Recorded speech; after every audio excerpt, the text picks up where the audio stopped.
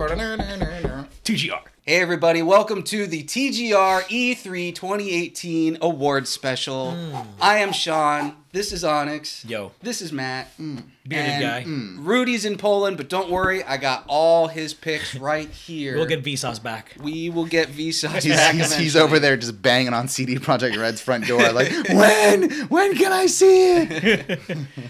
If you have seen any of our individual game awards for E3 so far, especially if you've seen all of them, you don't have to watch this video. This video is a compilation of all of the awards that we have done. If you've only seen a couple of those, or you haven't seen any of them, then this is the video for you.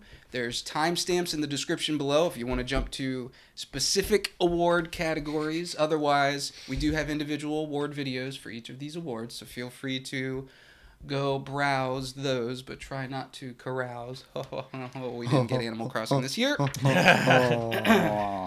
right, so we've got 11 awards. We have Best Game from 7 different companies, including Best Third-Party Game. We have Best Conference. We have the You Never Saw It Coming Award for Biggest Surprise. Oh, and to be specific, so that they know on the Best Studio Games, it's not the best game that was shown at their conference. Correct. We are only counting their games, Correct. their first party or exclusive games. Correct, because there is a Best Third-Party Game Award, and there were many third-party games shown at many of the different conferences. Oh, what a hard pick. Oh, yeah. Good point. It was hard for me. It was hard for me. When I remembered the game, I was like, oh, yeah. We're not there yet. I know. And then, of course, it all leads up to our Game of Show. Now, the way we chose the winners for these categories is we had a betting special. And based on who won certain questions and points in the betting special, those folks got to pick the awards. You were going to see personal picks from all 4 of us, so no matter what, you'll know what our number 1 pick was. So if you want to really insult a specific individual in the YouTube comments, you'll know which one to insult. Guy with the beard, you're an idiot. Why, yes. Yes, I am. That one guy in the middle is a douche. But otherwise, I will say who got to pick the final TGR award, and we will reveal that as well. I'm nervous. Eat us away, internet. I think those are the rules, and so what we're going to do is for each award, I'm going to read through the 5 nominees. In all cases, there were 5. There was one case where we only had 4. I'm going to read through all the nominees really quick. We're going to go through each one, discuss it one by one. We will reevaluate those 5 again, relist them. Then the losers, so to speak, the people that did not get to pick the award will reveal their personal picks leading up to the final reveal of the award. Sound good? Yeah. Swooty. Yeah. All right. Let's get it. Let's get it on. E3 Awards 2018. Here we go. We're going to start with our first award, Best Electronic Arts Game. And the nominees in alphabetical order are Anthem, Battlefield 5, Command and Conquer Rivals, Sea of Solitude, and Unravel 2. So like every game they showed, basically. Right, yeah, right. Just about. No FIFA, no That wasn't Madden. a sports game. Yeah, Yeah. that's true. So we'll start with Anthem. What did you guys think about Anthem at this year's E3? The showing was unfortunate. It was very underwhelming what they showed. And I think that's one of those games where possibly you kind of have to get your hands on to really say, if it's something that I want to play or not. But just obviously E3 alone and what we saw here at home, underwhelming. Definitely more so than last year. That last year we were just so intrigued.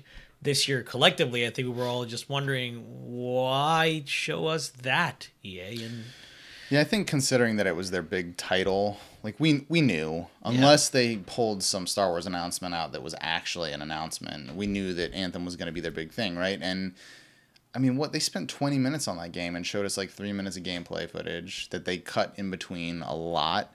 They announced all the classes, but what they showed was relatively generic. I mean, it looked pretty. It looked functionally the same as the first, a little less cinematic, a little more on the ground. I mean, But at the end of the day, I don't know. I just wasn't like, man, I need to go play that game. Right. I mean, my hopes are that it is as good. And to your point, I did hear a lot of the people who got to play the demo, who did get to get their hands on it, saying that it feels phenomenal. That at the very least, the flight and the mobility all feels fantastic. That the combo system feels a lot like the Mass Effect combo system, or I mean, Dragon Age 2. It has a good feel to it, so I suppose that's good, but that's hearsay. Yeah, exactly. What we got from the conference was a conversation and not so much a presentation. It was, hey guys, let's talk about Anthem. And yes, they showed some stuff, but it was very conversational. It was like, come on, I'll tell you a bit about this game, as opposed to stop, put everything down.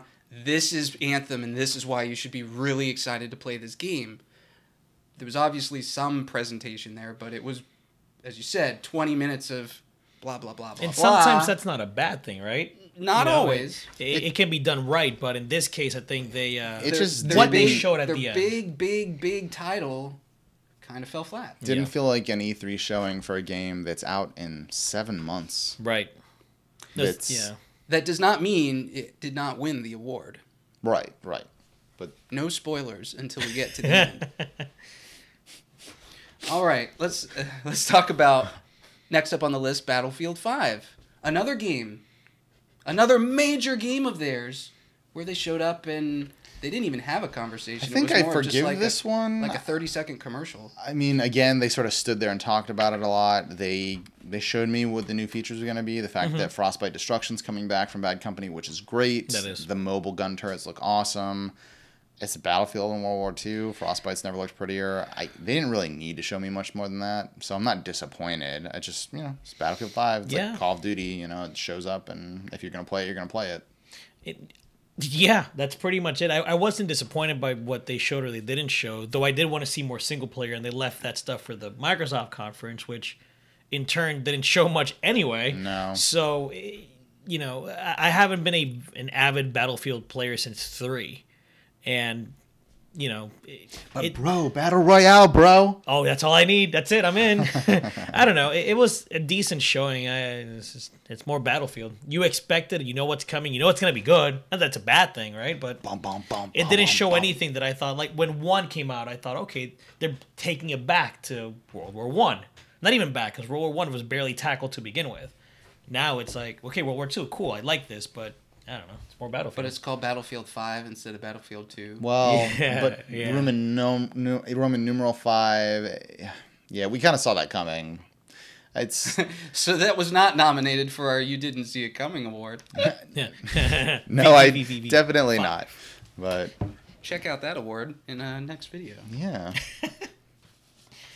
I don't have anything to say about that game. It's more Battlefield. Command and Conquer Rivals. Now, this was a game that they did a full presentation. They did a full match on stage, a live demonstration of this game, and they didn't even say what it was at first. I think people who knew that franchise had probably picked up on it right away. Right. But well, when they had In Control come out, and I didn't know the other guy, but I've watched enough strategy tournaments to like know who In Control was, and I was like, oh, this is interesting. I mean, for a mobile demonstration, I think they kind of killed it. Now, I mean, the game looks interesting. It looks like something that if I cared about mobile gaming much, I'd want to pick up. I think they did about the best they could considering the material. I feel bad for Command and Conquer. I almost feel like they were like, what franchise can we grab and just use it for this mobile port? Command and Conquer. Who knows? I mean, there could be a CNC game. There could be, in but the works. Yeah, but still, like this is what we got, and yeah, I thought. I mean, I feel like they wasted 20 minutes of my time. They could have taken us 20 minutes and showed me more Anthem, or hell, even more Battlefield 5. Well, we know what conference you didn't nominate for best. What? Conference. I love EA. Who knows? You never know, man. What about you, Sean? I mean, I was glad to see a game be played at a conference, so that was good. That's true. That was the only live game played? Yeah. No. Live? They like did, somebody they did sitting Unraveled. playing It might have been the only live one. I don't remember. No, because Unraveled, they sat down and played. Okay. But yeah, I don't have anything else to say about that game either. Moving on to Sea of Solitude. This game looks pretty incredible. It does. And it had a very heartfelt introduction from either a developer. I don't know what she was. I think she was the mind behind it. I think like it was her idea. It was her idea. For as little as they showed of it, and I think it's got an interesting art style. It looks clever, and although we don't know mechanically how it plays very much, it's like a 3D platformer. I don't know, but it looks like there's something else there. And from a story narrative standpoint, I think it's interesting. They're tackling an issue that I think is going to be really, really huge for a lot of games coming up. We've seen it start to crop up more and more and more. Celeste being an example. Yeah, and I think it's an important thing to be addressing. But she kind of tugged on my heartstrings in the same way that when we saw Rabbids last year, and they zoomed in on the developer and the audience, and he was like, you could tell it had that same authenticity for me. So I mean, and I'm very interested in the game. So that is one of those, like, I guess overshadowed by the AAA games, but it has the potential to be Game of the Year. Yeah. Like Celeste, like I mentioned it again, it came out earlier this year and it blew my mind. That's how good the storytelling was and the issues that it tackled. If this does it too with a solid gameplay mechanic, then I'll be happy. My only concern is that the 3D platforming isn't as tight as it could be.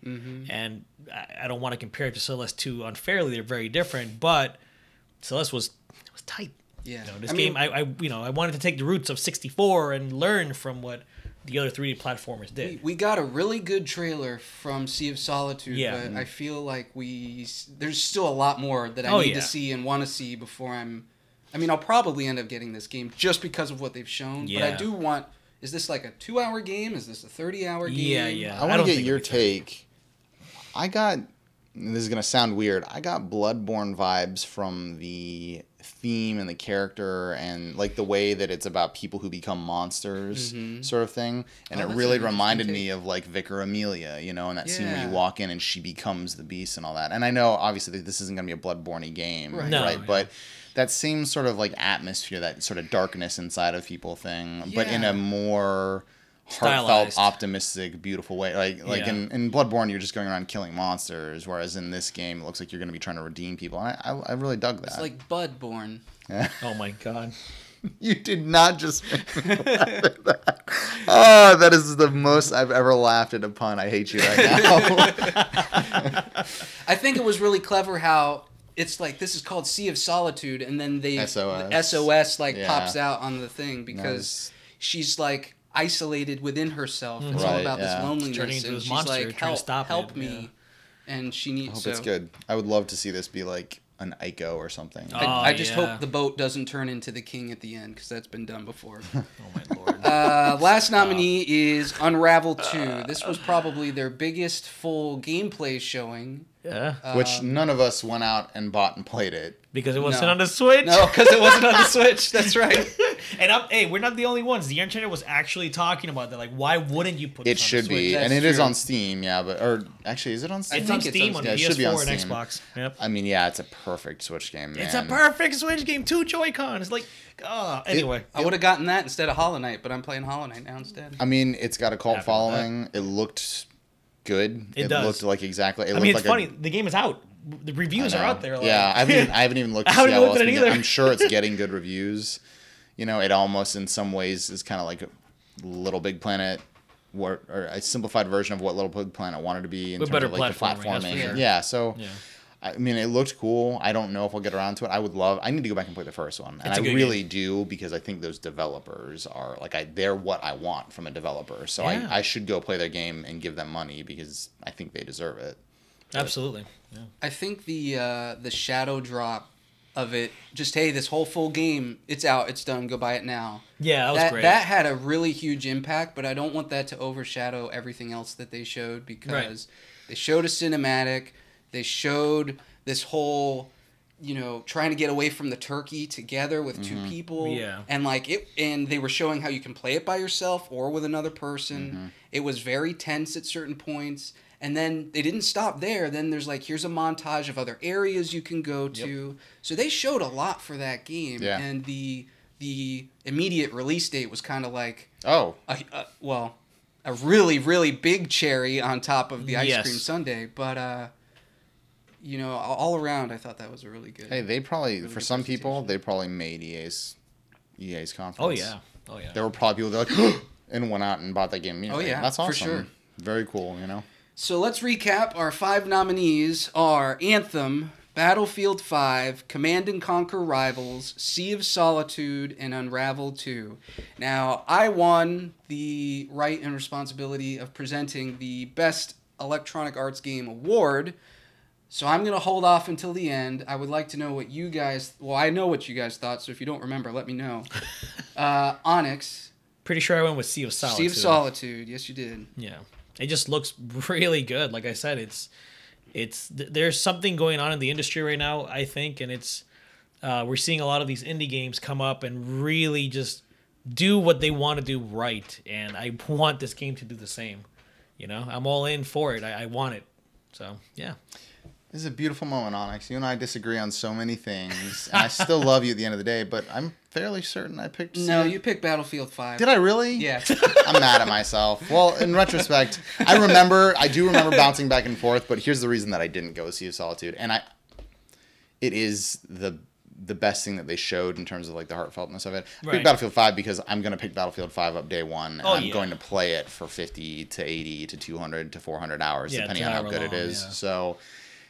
As far as what was shown at the conference, I mean, I think I would probably agree with you, and I would be very happy if Sea of Solitude got the win. So, it's worth noting Rudy also selected Sea of Solitude.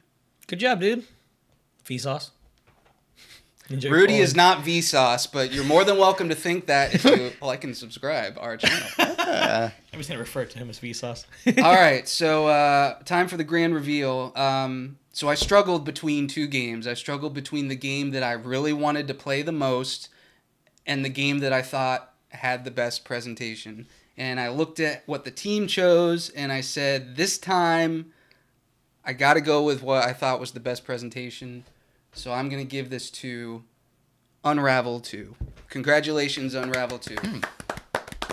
I can see why. Sea of Solitude was a close second. I mean, I disagree. I think I'm pretty sure I ranked SOS second, and then because I did rank multiple, and I think I might have given Unravel third. Or actually, no, I think I did Anthem 3. I honestly don't know if I'm even going to play Unravel 2, but just what they from show, beginning to end, if that's how game companies do E3, even without the shadow drop piece, if that's how they do it, that's how you do it. Like, that was a shining example of how to do a press conference. And SOS was right up there, but like, for me personally, they just didn't show enough. They showed plenty of Unravel 2. So that's true. Congrats, Unravel 2. Good job. All right. You guys ready for the next one? Yes, sir. Yeah. Okay, moving on. You say no? I said yeah. Oh, I think you said no. I'm like, oh. That was it. I just wanted to discuss EA. EA. Best conference. That was the one. Our next award is for Best Microsoft Game. Ooh. This is... Don't get excited, guys. This is harder than I thought. Honestly. This was interesting. So our 5 nominees in alphabetical order are Forza Horizon 4, Vroom vroom, Gears 5, pew pew, Gears Tactics, pew, Halo smart. Infinite, no shit, and Ori and the Will of the Wisps. No Pop Gears? Pop Gears did not make the nomination top 5. We're not going to discuss Pop Gears. No one wants to talk about Pop Gears. Somebody actually wanted to put that in the top 5. It just didn't make it the way things filtered out. But I will not say who that was. Because they are not here. Not me. What? Okay. I mean, it had to be. Wow. Okay. So let's get things started. Let's talk about Forza Horizon 4. This had a very good showing. Yes, it showed a lot. There were no cars on stage. Yeah. And they showed gameplay. It was cool looking racing game. Yeah. Cool looking racing game. And they didn't feel gimmicky in the way a lot of times, like we're doing a shared experience. And blah, blah, blah. Yeah. Like, it felt pretty legit. So, I mean, as exciting as you can make a franchise where this is like the 11th game. It's crazy. Yeah, they have a lot. But it looks cool. I kind of wanted to play 3. I super want to play 4. Yeah, and it's arcadey too, which that's what I like about the Horizon games. They're arcadey, so totally looks cool. Very good show. We talked about it. They're doing what like the crew wants to do, but better. Yeah. And they're not bragging about any of it. They're just like, we make a cool racing game. Yep. So, I dig it. I dug it too. And I don't even really like racing games all that much. I thought it did a good job. Okay. Good job, Forza. We will see if it wins at the end. No spoilers. Second on the list was Gears 5. Also had a respectable showing. They showed a pretty long in-game cinematic. Did they show gameplay for that? I don't remember. They did. Yeah. Was it like broken up, like a They montage showed kind of gameplay? they showed an in-engine. Essentially, everything they showed was in-engine because all the Right. cutscenes are in-engine. They showed a pretty long scene that was dramatic, and then they showed a gameplay montage that ended with another little cinematic. Okay, yeah. Yeah, I watched it a couple of times. I think I'm the only one who played 4 out of the group. Yeah. So I watched that trailer a lot, especially when I was sitting down trying to put together this list, because I was like, I can't decide. It definitely looks better than 4 to me. I think that even this trailer compared to the announcement trailer for 4 was better. I still struggle to believe that JD or Kate, I think her name is, like the characters are as good as, Dom and Coltrane and all. Like they were just so good. Yeah. So I'm cautiously optimistic it will be a better game. They've got a lot of ground to make up, if you ask me. So, but it was a good presentation. Considering they didn't show extended gameplay. I agree. It was good. It tried to get you invested in the characters in the world with that cinematic. So I think it did fine. It would have been easy for them to do mechanic creep, right? Where they could have just come out and been like, we've got this new feature, and here's the new way to play Gears of War, which is just the most boring way. Like, that's what they did with Halo 5, as I recall, when they finally showed gameplay for it. They're like, here's the new cool thing. And it's like, that's not what I care about. Like, I care about what's your game going to mean to me at the end of the day. I appreciate they didn't rely on the, what's it called? The gun blade? The gun? chainsaw? Oh, the chainsaw, yeah. Is that what it's called? No, it's got a name. It's right up there. I have one. Gun saw, chain gun. I don't know. It's their bayonet. The internet's already mad. Yeah, somebody's shredding us sorry. right now. Clearly, we don't play enough Xbox games. I've played every Gears game. It's been a while since I played the trilogy. Clearly, Meat Grinder? No. The Cerebral Board? No, that's something else. Super Meat Boy? So that was Gears 5. Gears Tactics was on the list. Cool. I thought this was a pretty out of left field pretty random selection. Yeah, it's like they take the IP and make the strategy game. Yeah. Great game for it. I think I immediately said, like, as it was being shown on camera, like, what a brilliant idea. Yeah. What a brilliant move for this franchise.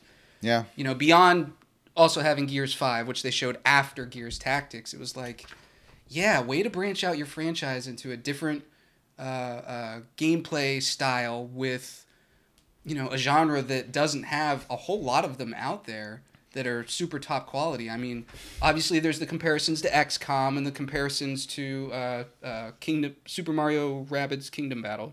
Mm-hmm. It's more like XCOM, right? Yeah. Not like Halo Wars. No. Halo Wars is like a StarCraft. It's an isometric turn-based strategy game. Mm-hmm. It's like an Armory Wars, Fire Emblem. But it's funny how they've done this twice now, because they did it with Halo too. They took that and put it in a strategy game. They put it, they got their Age of Empires development team to help. But this is definitely a much less well-populated genre. Yeah. And one that you're going up against a juggernaut. You got to do a good job, but perfectly suited. Definitely. Right? The world of Gears, even with the whole cover system. Yeah, like a cover-based third-person shooter. It just makes so much sense. Literally, you just pull the camera out a little bit and you're like, hey, look, we got this. So, they've got so many monster designs that they can fall on. Yeah. So whose story they tell, where it's set, all that. I mean, there's a lot to learn from what XCOM has done. So interesting. Number 4 was Halo Infinite. This was the game they started off with.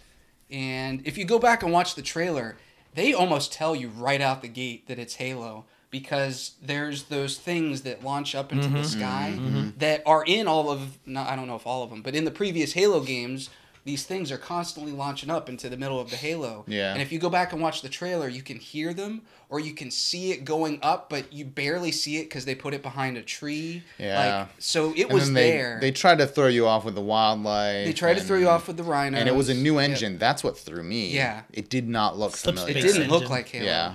No. But damn, when we saw that helmet, it's like, oh yeah, Halo. I don't know. I think I'm the only one here that played Halo 5. Yeah, I think Yeah. that's true. I played And 4, but not 5. That it wasn't like, it wasn't the revelation that I wanted it to be. Halo 4 wasn't that good of a game either, in my opinion. But Halo 5 was a better game, and even though the marketing made it seem like something that it ultimately didn't end up being, I still liked it. I still liked it a lot, and I was kind of excited to see where the story would go.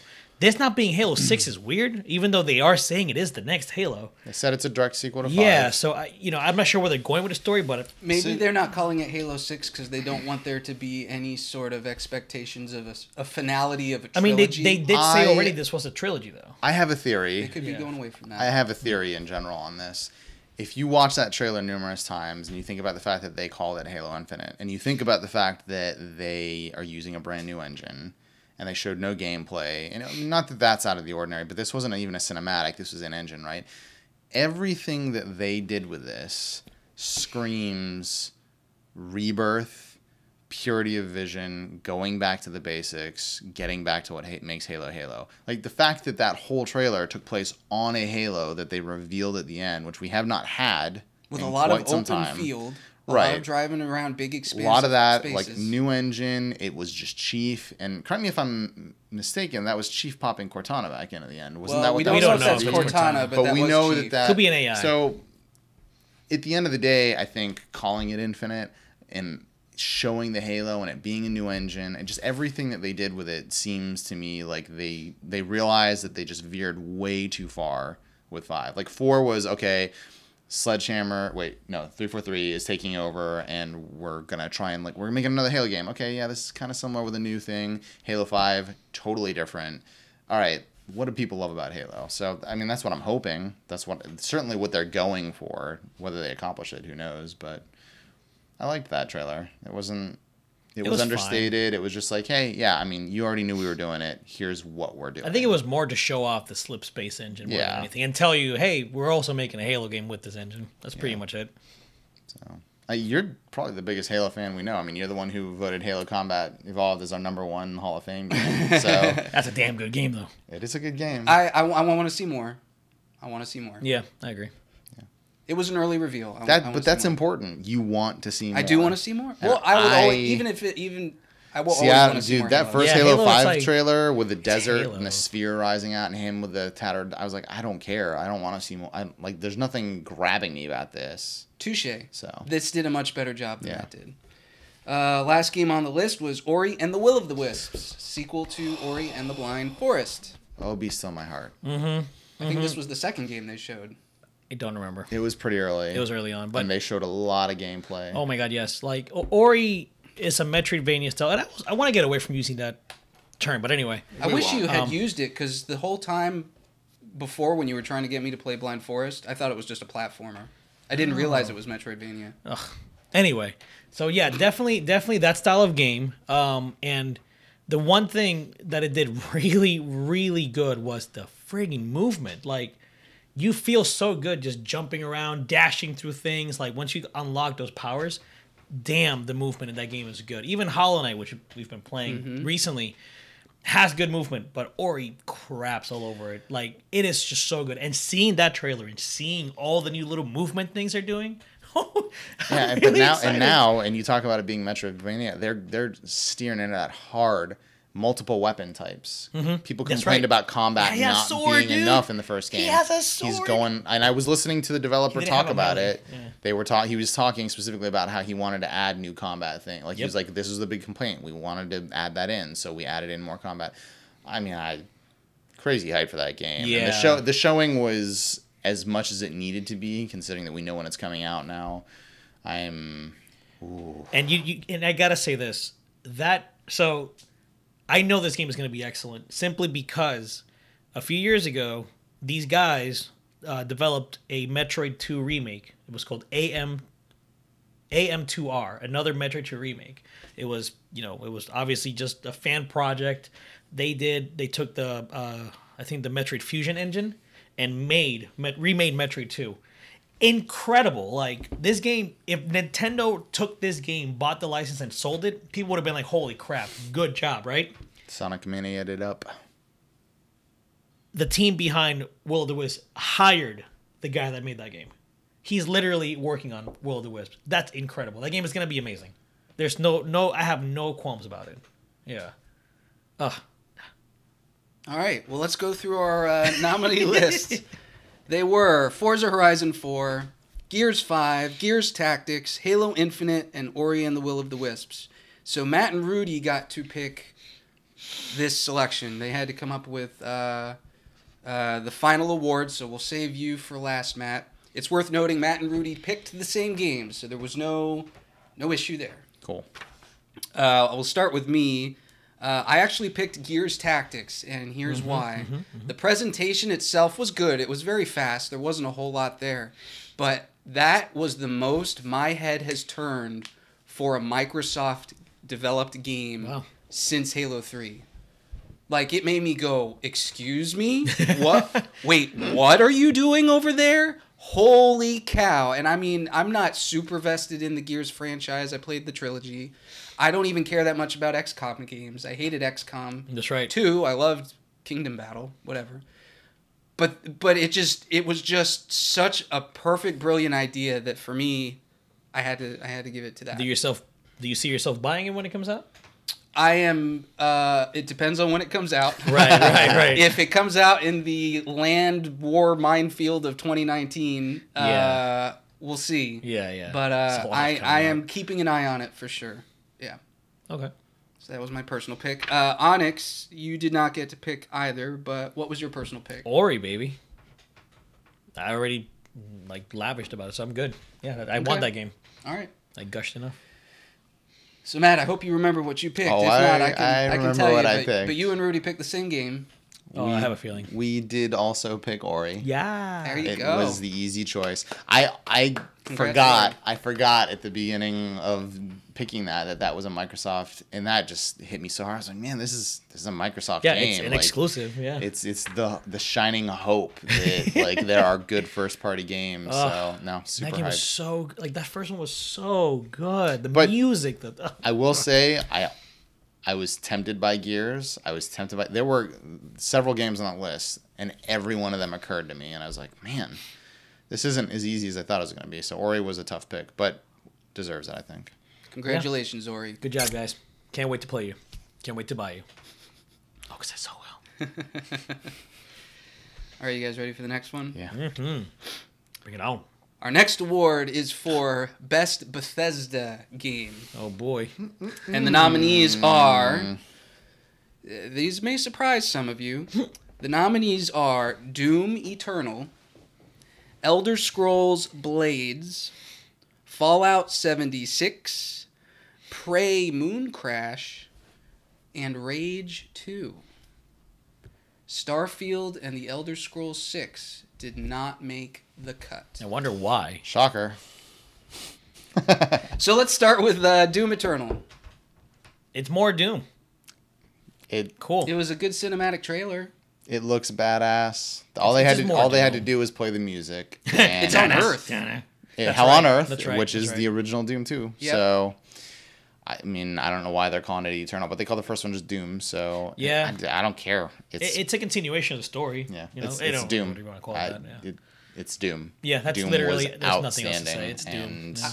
That's probably a day one purchase for me. for You sure. enjoy the hell out of the first. Oh Doom, yeah. And the first one was not a day one purchase for me, but It wasn't it for got them either. No. it was an on sale purchase that I was Yep. like, wow, I should have paid $60 for this. Yep. It So- felt like a steal picking that up at $20. I know, or right? $25. It was No. like, oh, wow. But yeah, as soon as you came around the corner and you just heard that do do do do do do do, and I was like, There it I'm is. really excited for this because we figured it was coming, but Yeah. they bravo to id for bringing that franchise, Yes. the second FPS ever made, back to Yeah. glory the way they have. It's a shame we didn't get anything more than a cinematic reveal and not even a release date. No. And we didn't get our 56 death count. We got a 0 death count. How about that?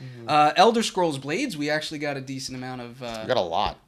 footage for. Yeah, This is their a lot. online, or excuse me, Mobile. their mobile game. Mobile, but available on every platform, isn't it? Isn't that wasn't that might the whole be. thing? It was I on don't phone. It was available for VR. It's It- playable on. I think it's going to be on like Switch and consoles PS4 and stuff. PC Yeah, and I everything. think mobile's their target market for that. But then they were like, yeah, you're going to be able to play it on basically everything. Walk around and you can attack and use magic. And...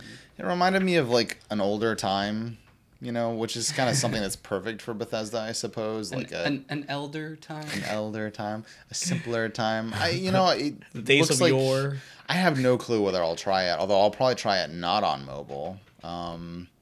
It's for sure not like a real Elder Scrolls game, but no, I'm more interested in this than I was in Elder Scrolls Legends, you know, as a card game. I think it's just, it could be fun. It's their version of Fallout Shelter for Elder Scrolls. It's completely different mechanics, but I think it's the same idea where you're going out in the world, you're doing stuff, and then you're building some sort of town, village, community center. So it's kind of like it's got that dungeon crawling in it, and a base building type game. I'm a sucker for dungeon crawling, like no matter what form it takes. Like I enjoy that. So one of their big games from this E3 was Fallout 76.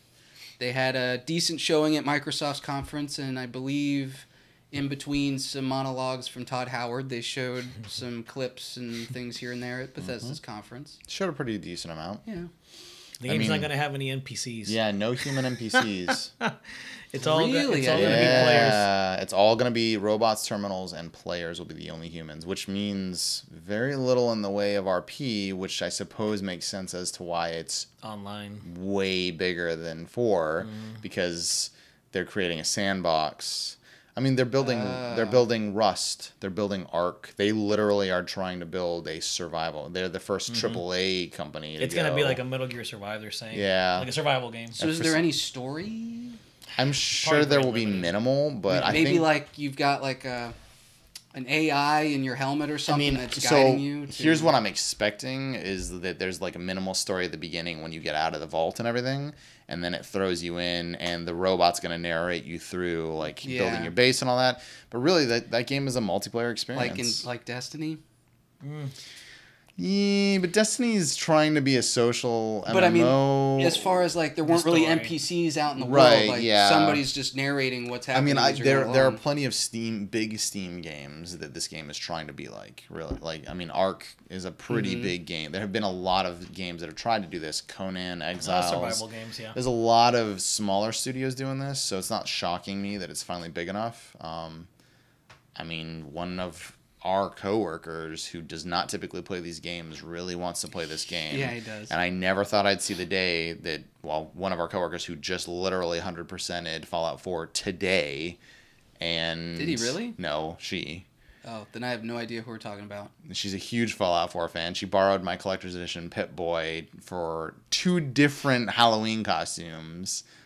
Anyway. Now I know who we're talking about. Yeah, she and this other guy who plays exclusively MMOs and like survival games, like they're trying to get me to play it with them. I never thought I'd see that happen, so there's certainly value to it.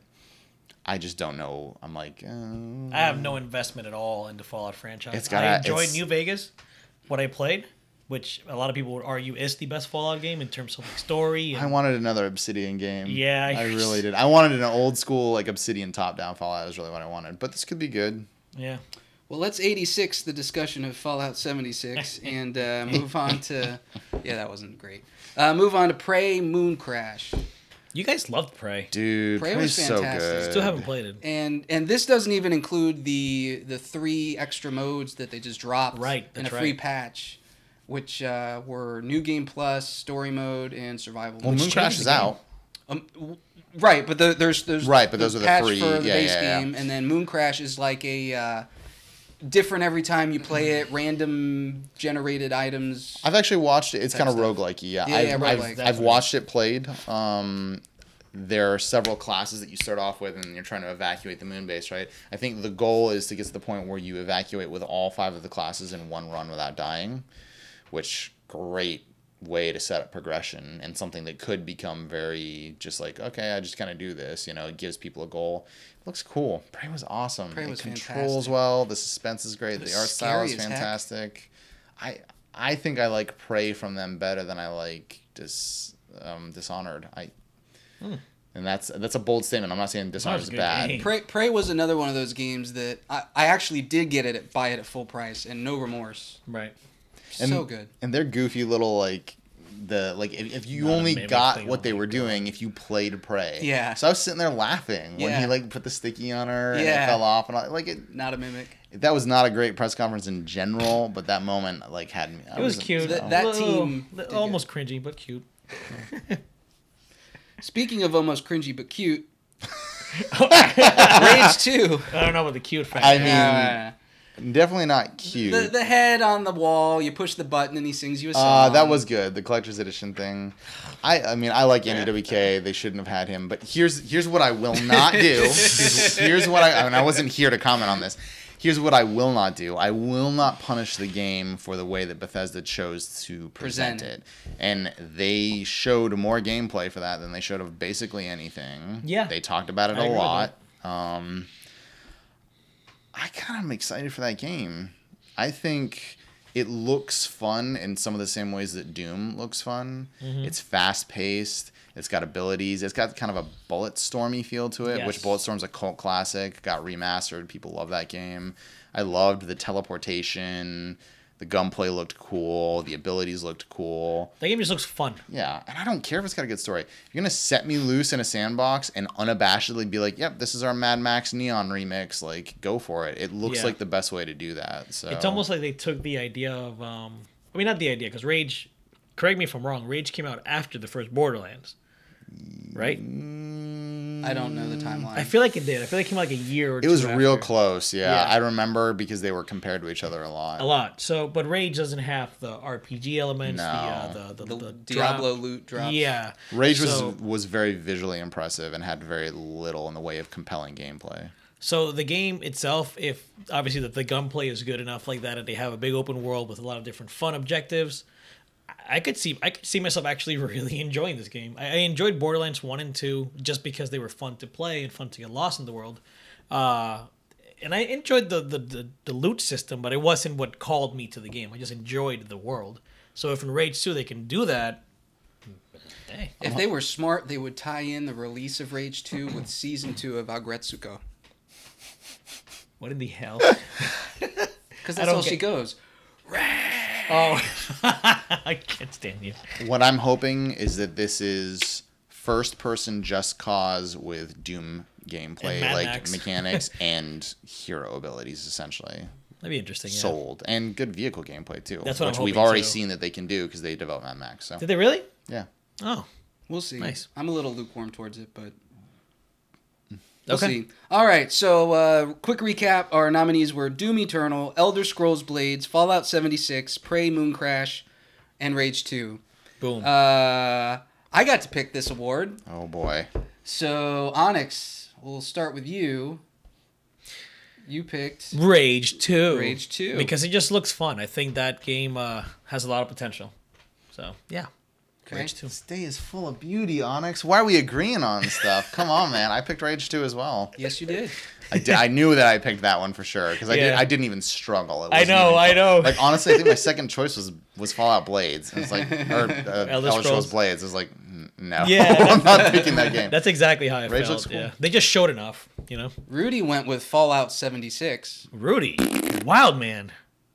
He probably was like, I just don't care, and this is the biggest thing they showed. Like He enjoys Fallout. I think he played 3 and 4. yeah, played 4 as well. Maybe he's Yeah. cautiously optimistic for Fallout.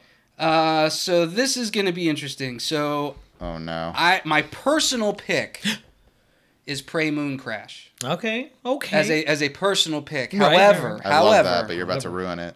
I am reviewing this list again, no. and I've decided that I would like to join a consensus for giving this award out. So the official TGR award, Gaming Resume Award for Best Bethesda Game goes to Rage 2.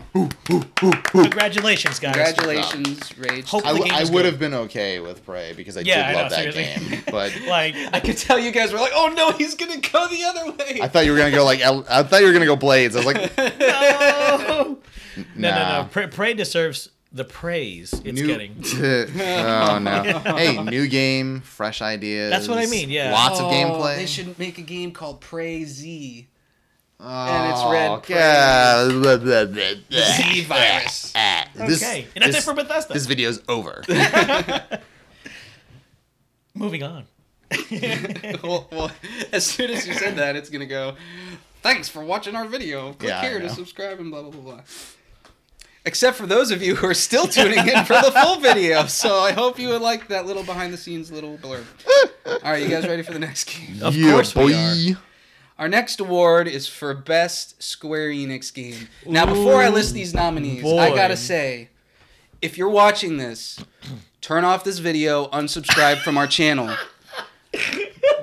Get off the internet. This is the worst opinion you will ever hear in your life. Thanos is snapping his fingers, and the universe as we Spoiler know alert! it is I'm not going to spoil anything with that movie, but you're going to enter a dimension where life Sanity in the is universe gone. ceases to exist. Rationality is out the window. We know this is total shit, so when you're commenting in the comments, we already know. Harsh. Can't wait. bro. Can't wait. Harsh, bro. Back to the list. I wonder who picked that He's game. so mad. Here's the God, 5 if it's nominees in alphabetical No, it's me. order That was you. Oh. for Best Square Enix Game Oh my of God, what the hell did E3 you pick? 2018. Okay, Let's let's see. Let's see. I didn't pick the obvious one. So that he wanted. Babylon's Fall, Mm. Kingdom Hearts 3, Dun, dun. Nier Automata,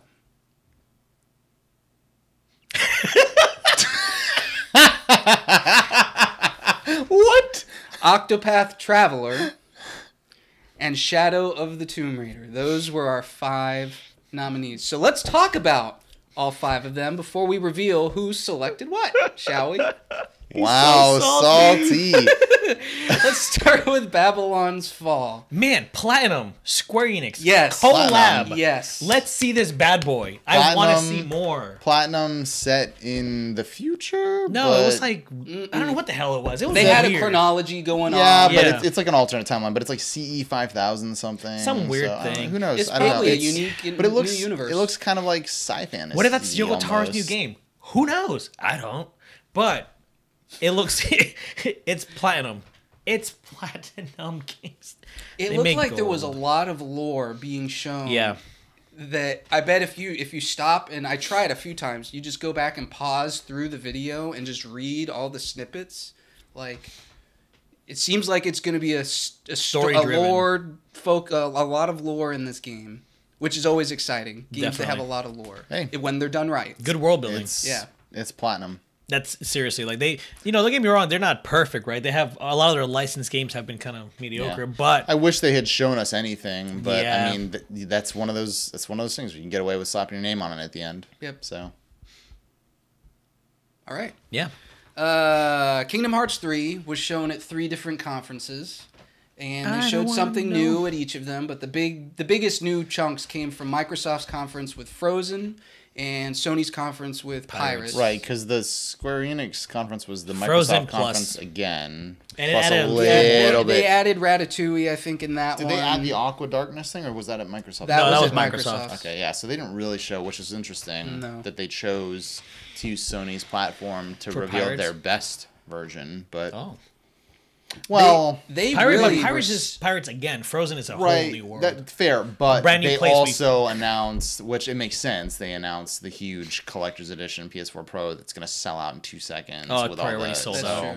I get why they did that. It's not very common to see a game shown In at three three different conferences, conferences, let man. alone 2 different competitor conferences and something unique for each one. Like usually it's like, oh, Microsoft got this game this year, or Sony Yeah. got this game this year, or Nintendo, oh, it's exclusive for them. Yeah. But this time, Square Enix is like, going we want crazy. everybody to see this game. I mean, this is the first time it's been on anything but the one console, because every game that has released has only been on the one console. Yeah. It was on And PlayStation, it's- then that family, then the 3DS. Probably the right. most accessible Square Enix JRPG style game in terms of like if you're gonna market to a typically Western Xbox demographic, this is the one to do it with. I suppose, yeah. Because a lot of them Even though are it's not. anime as hell. A lot of them wouldn't have played Final Fantasy VII and therefore wouldn't care that much about remake because it's so nostalgic. They're not going to care about a lot of those games. But this one, I mean, it's got Disney characters in it. It's familiar. So But then again, it's a third one, though. They don't even have access to the collection. So like if they've never played But Kingdom Hearts, they've already including a said video they're going to that show some recaps sort of. I'm everything. really interested to see what their opinion, like how they summarize the entire story in a video, less than that's like an hour. hundreds and hundreds of hours Yeah, of game. we'll see, and but story, but it was cool to see it. It just was a Yeah. repeat of a lot of what we saw at Microsoft. yeah. The next game was Nier Automata. Good assaulting this guy. It's coming to Xbox, if you didn't know. I think it's already out actually. By the time you see this video, yeah, it's out. It's out already. Mhm. Actually, 4K? it probably came out 2 days ago. 4K, really- 60 FPS. I'm really surprised that made this list. Yeah, absolutely. Well- Nier Automata was TGR's Game of the Year last year, It sure was. and if you haven't played it, you know it is a port of a game. It is a hell of a game. It is. Everybody needs to play this. I think Xbox owners should play this over Kingdom Hearts and over any other game that was shown at Square Enix. So yeah, I'm very confused as to what's going on, Sean, because I thought that I knew what was going on here, but apparently I don't remember who actually got to do this one. Well, we'll find out at the end. Don't worry. Don't worry. I don't have anything to add about Nier. Do you, It's Matt? Nier. Play it. It's cool. Yeah. Game of the Generation. It was a 30-second commercial in the middle of E3's press conferences. All right, I let's love move along to Octopath Traveler. Mm. Didn't have too much to show, but they did drop a brand new demo Yep. with all 8 playable characters Oh. that your save file will transfer over to the full Yeah, game. it's the first Yep. 3 hours of the game. Yeah. Which Beautiful. I might be the only one who's touched that so far. Yep, I haven't booted it up I've yet. probably played about 45 minutes to an hour. What are your thoughts? I like it. What did you pick? I started as Ophelia the cleric. Okay. And then I ended up shutting down my Switch and didn't save on Nice. that one. No, because I wanted to try, like, Ophelia is one of those ones that's a little bit more of a slow roll, and I was like, there's another one that I have in mind. I cannot pronounce her name to save the life of me. The Hunter. Oh, the Huntress. that's who I want to start with. Hanit or something Yeah, like that? and I immediately Yeah. was more grabbed by her. She looks so cool. And I got into combat with her, and from what I hear, she's got incredible combat abilities. I can back up that she's got Ooh. very interesting mechanics. That game, regardless of breadth or anything, as much as the classic JRPG, is going to live off of a crazy good combat system, if you ask me. I think And they already it's- said it was 60 to 100 hours. yeah, it's very, very was it 40 or cleverly 60? done. I question whether I'm going to want to experience all 100 hours of the RP elements of it, but I think I will love all the dungeons. So Yeah. but yeah, they didn't show. It was more just like, hey, this is coming out in a couple weeks. Yeah. I can't Which wait. is fair for a game that's coming Yeah, I out mean, within I a month of don't- E3. I don't blame they've them already for had it. plenty of time to show the game. There are probably Yeah. a lot of people that still have no clue. I don't think that it's gotten the proper marketing campaign that it really should have. Probably hasn't. I think it's No. going to be a not dark horse isn't the word. Well, There's a it's term one of for the it. only AAA Switch games that's not a port coming out I this think it'll year. be a sleeper hit. Yeah. I think is the I word feel I'm We'll looking see, for. man. These games, maybe the price might affect it a little bit because it is full $60. I mean, but people who Switch love- games sell well. People who love Bravely, Period. like, they're gonna play this. Oh, And yeah. Bravely Well, it's the Default was Bravely team. very popular, Yeah. so I mean, I honestly think it's going to do really well. I see this breaking a million I easily. hope so. I'd love to see Easily. the genre stay alive. Heck yeah. The last game on the list was Shadow of the Tomb Raider. Cool. This had looking a game. very big gameplay demo at Square Enix's press conference. I think it showed up briefly at Microsoft's with briefly. a cinematic It did. something or other. But we got most of it. It's Yeah, game's all Square in Enix. an engine, and they talked about it a little bit at Square Enix. Looks good. Yeah, it does look cool. I mean, more of the same. They've improved on a lot, you know. Yeah, They it improved just- on a lot. You of know, the stealth. more of the same in the same way that when they were doing Uncharted games every 2 or 3 years, it was more of the same. Right. Right. I'll probably. It made me want to go play through Rise of the Tomb Raider, which I haven't really ever beaten. So yeah, we talked about that. Yep. It looks cool. Yeah. I mean, that's about it. That's I all don't you can know. say, right? It was very like an Ubisofty sort of thing for me. It was like, I don't know, this could be great. This could be. I'm not sure, but I'd like to play it. Yeah. So. Yeah. I Laura agree. looks great. The Yes. engine looks fantastic. Yeah. Her slight redesign to make her like a little bit like, leaner, bulkier. Yeah, I like it. Clever predator tactics. Yeah. All right, so here's how we're going to do this. Let me reread these 5 nominees. He is so salty. Babylon's Fall, Kingdom Hearts 3, Nier Automata,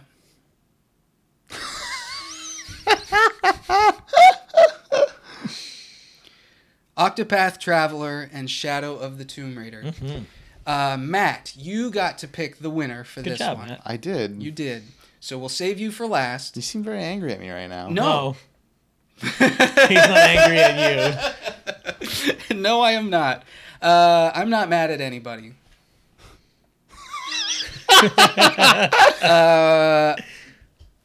We'll start with me, and then we'll go Onyx, and then Rudy, and then we'll finish with you, Matt. Okay. Semi-spoilers for those watching at home. So process of elimination here. We all picked a different game Wow. as the best Square Enix game. Sweet. That doesn't shock me. No. So I picked Kingdom Hearts 3. Of course you did. Shocker. That doesn't shock me. Shocker. They had tons of gameplay. There were story elements in there, such as the reveal of Aqua having fallen to darkness. That was like for Kingdom Hearts fans, like, whoa, what? Yeah. What? Did not expect that coming. I was always of the impression, like, oh yeah, we're going to get her out pretty early on, and then she's going to go off and help Riku and Mickey. Nope, we're too late, already out the gate. Like, what?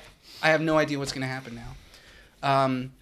And I appreciated that, aside from little things like that, they didn't really betray some of the, or at least it didn't appear like they betrayed any of the late game, second half of the game stories or plot threads or plot lines. Right. It was basically just, hey, we're doing pirates, and hey, we're doing Frozen, and here's some organization members sprinkled in here, but I still can't thread or piece together or chain together what's going on with this game.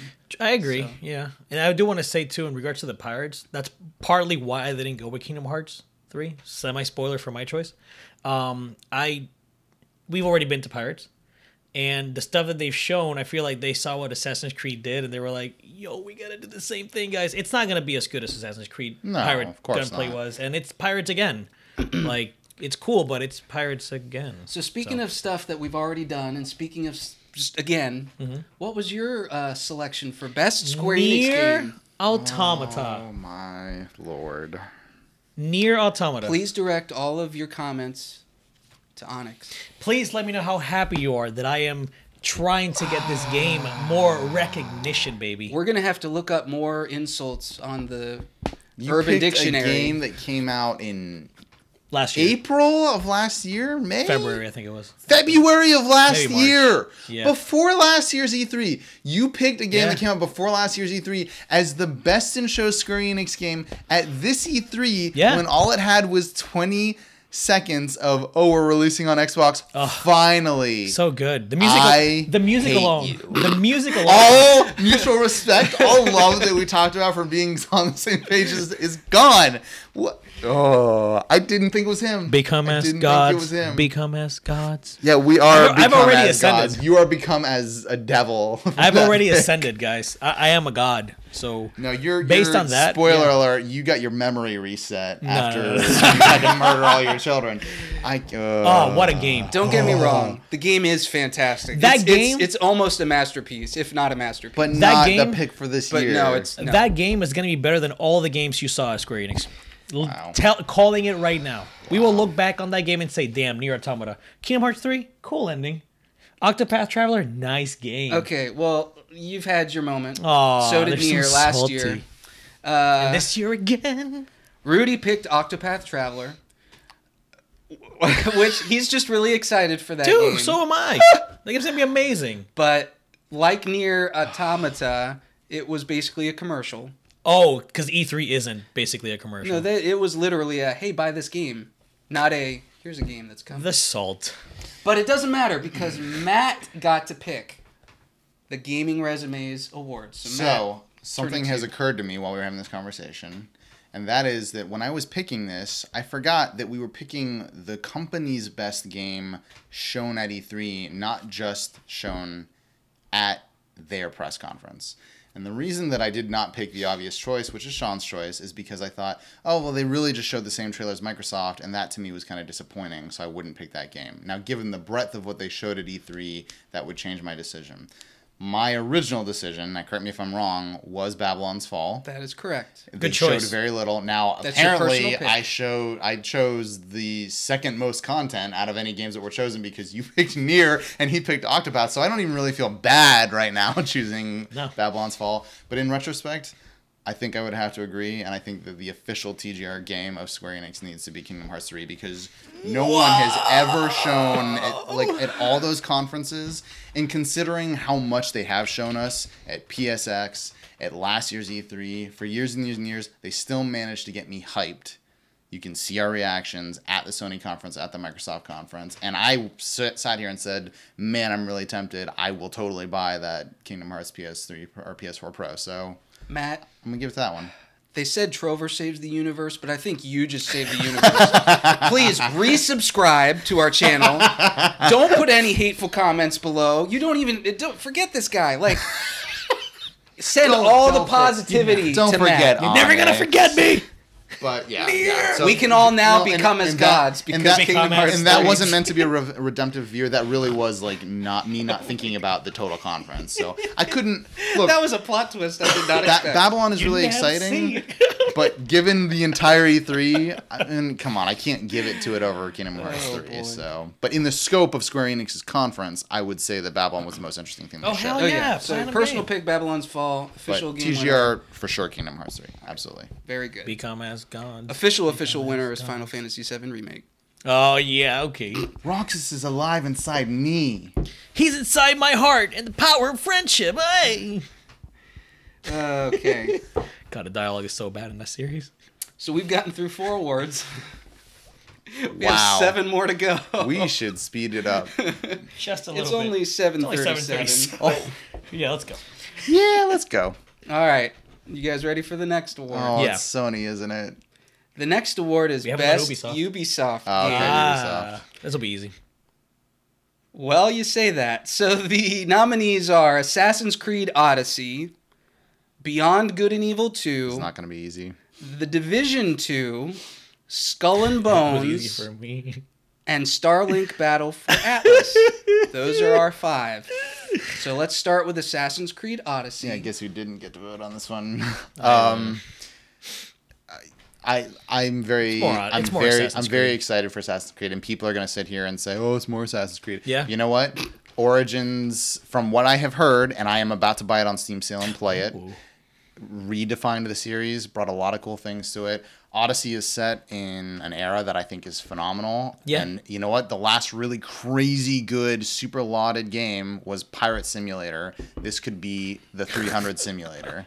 And they're bringing back open world ship combat. And I just, color me optimistic for this one. Yeah. I think I'm not going to let the fact that they've released 2 games in 2 years make me not excited for it. So they showed the Spartan kick, man. Come on, let's Yeah. do male female protagonist again. They also showed an escort mission. Why would you show the most boring part of Assassin's Creed during your presentation? As soon as I saw that, I was just but like, if you watch, it's more Assassin's if you watch Creed. any of the out of their, like they showed a ton of gameplay outside of their press conference, which again, Whatever. you shouldn't have to go watch that, Right. right?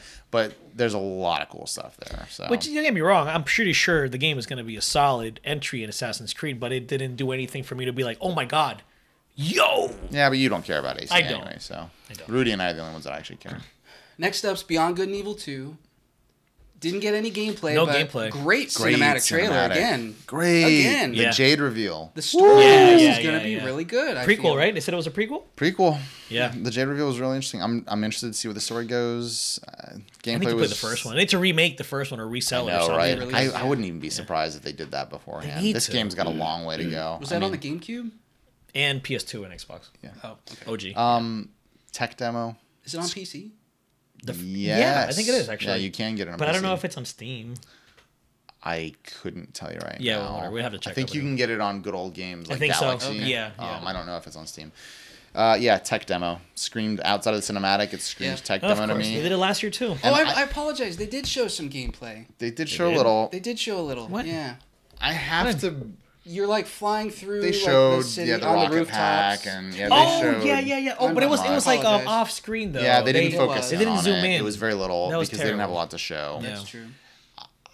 I have to wonder about this whole, like, the Joseph Gordon-Levitt thing I think is very That's cool. That's cool. It concerns me within the scope of this game. Like, what they're trying to do? That they're not committed enough I don't to think the Ubisoft scale. wants to pay. Yeah, I think that the ambition for this game is incredible, and Ubisoft is worried.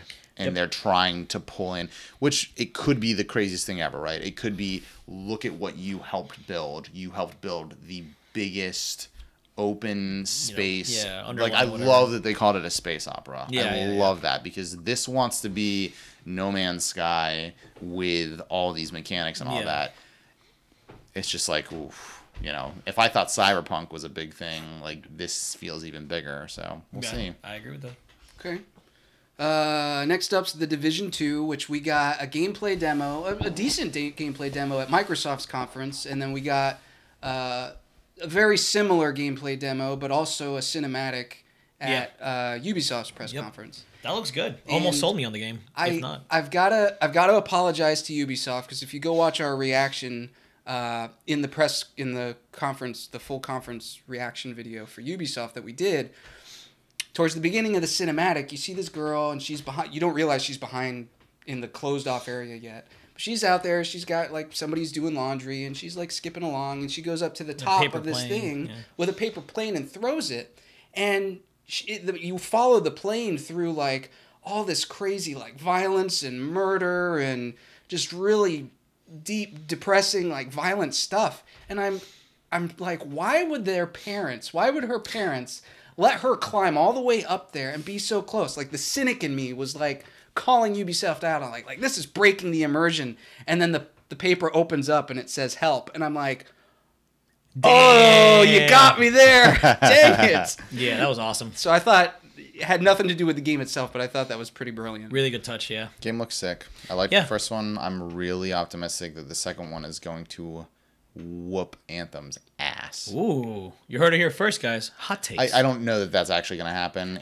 I think Anthem's going to have a lot of things that Division 2 is not going to have, but I think Division 2 is going to be very good. The better game, maybe, overall? We'll see. They've learned a lot of lessons, so we'll see. Okay. Yeah. Okay. All right. Skull and Bones had actually a pretty meaty gameplay. The gameplay looks good. I like Black Flag's exploration into the world, not just the pirate combat. So good presentation. Yeah, I don't think I'm gonna play it. I don't think so either. It really looked like Black Flag. Yeah, like you have the towns or the forts that are shooting cannonballs at you, and you've got the different icons and levels of the different ships. But I just know it. I know there's not going to be exploration in the world besides, like, you know, getting to the island and not getting off. Granted, you could say you don't need to, you know, if you get to the island and you press a button prompt and you just get rewards. Right. All you're doing is eliminating the menu system. Correct. I mean, all you're doing is eliminating the immersion of jumping out of your ship and whatever. Swimming down, opening the chest, climbing back up on your ship. Yeah, which could be considered a time waste, but still, I don't know. I would rather, if you're looking at that game for 3 years out and you're comparing it to the only other big pirate game on the market right now, which is Sea of Thieves, I would rather spend my time on Sea of Thieves believing that it's going to become the game that I would like to play in 3 years. And it's already going that way. And I don't believe I'm going to want to play Skull. I just don't think I'm going to want to play it in 3 years. Sea of Thieves, I think it has a lot more going for it. But there was a good presentation, though. Yes. Starlink Battle for Atlas was the last game that they showed. Woo! They had the Star Fox franchise reveal as part of this. I gotta say, this game last year, when we saw it last year, I thought, cool. It's a nice little, you know, space shooter, whatever. And it looked interesting. What they showed this year with the Star Fox made me realize something. That this could be a Star Fox game that I've wanted for a long time. It could also be the No Man's Sky game that you wanted. Well, but the thing is, this is the thing though. No Man's Sky, like, you can already tell this game is already more linear than No Man's Sky. Right? Yeah. Like, they're not trying to do this. There's a very different scope of what they're trying to do with the game. The combat looks good. All I need to say about Starlink is it could have very easily been the weakest and least interesting thing they showed, relying on a gimmick that was the toy system and all that, which we still don't know how crazy that's going to be.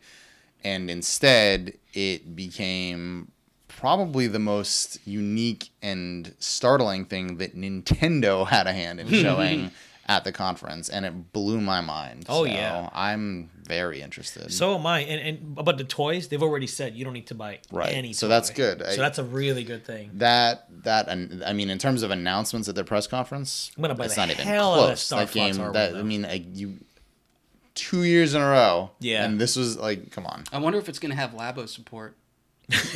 Probably not. I don't even know. You never see it coming. I guess not. Okay, well, let's relist those nominees. Assassin's Creed Odyssey, Beyond Good and Evil 2, The Division 2, Skull and Bones, Starlink Battle for Atlas. This was a split decision, wasn't Once it? again, I got to pick solo. Oh, you were solo on this. I was solo on this. I got to pick the final winner. So, Onyx, let's start with you. Your personal pick for this was Starlink Battle for Atlas. I really want that game, man. It's I'm telling you, like, when I saw Star Fox, that was hype, but it was also the realization, like, damn, this game could actually be a Star Fox successor in a way. You know, and Nintendo hasn't been loving the franchise like I wanted them to, so, hey, I don't know, I want it. AC Odyssey, and it was a hard choice for me. I changed what I wrote in that Excel box like several times. I had a hard time, and I know it seems bland, and you can ask everyone here. I am not like an AC fanboy. Yeah. I have fallen off on that series a lot over the recent years. I didn't play Origins, but I see a little bit of what I loved about Black Flag, and I see the potential for a character that I can love the way that I loved Ezio. The origin story for your character. And you're female too. The Spartan history, you being a reject and a mercenary, and I think this has got to be pre-Origin actually, or it's the timeline I guess would be pretty similar, right? I don't know where. I thought Origins was like the very very. Well, it's the first beginning of the Order, right? But you're not even using like an Assassin's Blade in this one. I don't know. Either way, I'm really excited for this one. So, but Starlink was a close second for me for sure. But Division looks good. It's a lot Division of stuff. looks good too, though. Splinter Cell would have taken it easily. Rudy also picked Starlink Battle for Atlas. Oh, Rudy. So I struggled a little bit with this one. Ultimately, my personal pick and the Gaming Resume Award is going to go to The Division 2. Whoa. I saw it coming. I really enjoyed the gameplay they showed. As I mentioned earlier on this award video, that fake out with the cynical in me getting like shown up. I was like, wow, okay. And just for me personally, it was just great presentation. It actually got me excited for a game that the first game had its problems at launch. I'm like, okay, I don't care. I don't want to play this game. I'm gonna keep an eye on this. I might get it. Same. Maybe you'll make me buy it on console this time instead of PC. There you go. There you go. Good job, Division 2. Congratulations, The Division 2. Okay. Let's move on to the next one. Let's do the next one. Are you guys ready for the next one? Yeah. Oh, there's only so many. They're going to speed up a little bit because we're not going to have as much to talk about. So once we get past the game, That's true. We've only got 6 more. We're not halfway yet. But yeah. Our next gonna be award rough. is for Best Sony Game. The 5 nominees in alphabetical order are Death Stranding, Dreams, Ghost of Tsushima, The Last of Us Part 2, and Spider-Man. The 4 showcase games plus Dreams. So let's start with Death Stranding. Just, man, what a list. That is regardless a good list. regardless That's of a good conference list. quality. Yeah, that's a good list. Dominant list in terms of games associated with your title. So well done, Sony, for sure. Yeah, though I will say this, it's almost all games we've already seen. Yeah, you know? that's fair. So, now this one, nothing new. Death Stranding. Well, but it's still a game we knew was coming. Right. But nothing new. Nothing new that was like, whoa. But the games that they have been waiting for, damn. Yeah. Damn, what showings. Yeah. Death Stranding. God, I want that game. But please, that was not a good showing. That was probably the worst showing of Death Stranding that they've had, from my personal opinion. And it's crazy. It's the first gameplay showing, and yet it was disappointing. You know, Giant Bomb was talking about this the other day, and I kind of agree with exactly what they said. It was like, I didn't want another weird, freaky trailer. until we got what we got, and then I was like, It's I like, kind I of want wish I had another gotten another weird freaky trailer because, I mean, obviously their tech is ridiculous. It's Horizon. Gorgeous. They're not Horizons. Guerrilla's The Decima engine. Yeah, but I mean that's a beautiful engine. Oh, yeah. Their capture system is fantastic. I mean Norman Reedus is the spitting image of himself. When she picked up that and just chewed, like, it looks great when he pulled the nails. Like it looks great. But everything they showed us of the gameplay felt like, again, it was just like it was more puzzle. It was like, we're just gonna keep messing with you. I don't get why. He's constantly said it's an action game. Yeah, that's what he and we've wants it seen to no be, action. and we're not seeing any It's action. very possible that they're just still a couple more years away from finishing be. this game. God, they should've waited too early. Narratively, I think it's still gonna be ridiculously Oh yeah, fascinating. and that's what he nailed down first. You know, he's got a story in his I just want them to find the balance between Phantom Pain and Guns of the Patriots. I think that there's a fine line between those two games where you have, well, you know what, take that back. Snake Eater. Thank you. Because Guns of the Patriots has a lot of cinematic, but it doesn't make it a good story. Snake Eater has a very good story. Snake Eater. And its time struggles to let you play the game enough still. So, I wasn't as impressed with it as I thought I was. Yeah, unfortunately. But Okay. Dreams was next on the list. I saw like 10 seconds of that. It was a unique showing. I Yeah. thought it was pretty clever how they used it as the transition between games to show that while it is a game, it's meant to be used like a in tool. different ways, Yeah. an artistic vision. Yeah. So I think from that point, they actually They did nailed a it. really Yeah. good job Absolutely. showing Dreams. Yeah. loved it. I think it was the best way they could have shown it. And that's probably all we need to say about that. I agree. Ghost of Tsushima, Sucker Punch, baby. Give it to me, baby. So weird. so artsy. So different. So good. It's Japan, baby. Is that our new opening right there? So weird. So good. Yeah, I mean the fact that there's a button press where you fling blood off of your blade and wipe it on your sleeve. No, they have confirmed. They have confirmed it? I think I've probably listened to more extra E3 coverage than most, and I've listened. They said straight up. Well, you called it in the thing. I was like, oh, I want to see him wipe his blade, and you were just like, oh, you mean and you whip it off and then put it back in. Yeah. And he didn't actually do that. He did. Yeah, wipe he did it the on wipe. On his arm. What's nuts is that was a side mission that they showed. Wow. Good. That was not main storyline. That was just Even with the side girl? content. Even with the lady? That was side content. that's awesome. That was they day 9 came out and of said, the Mongol yep. invasion.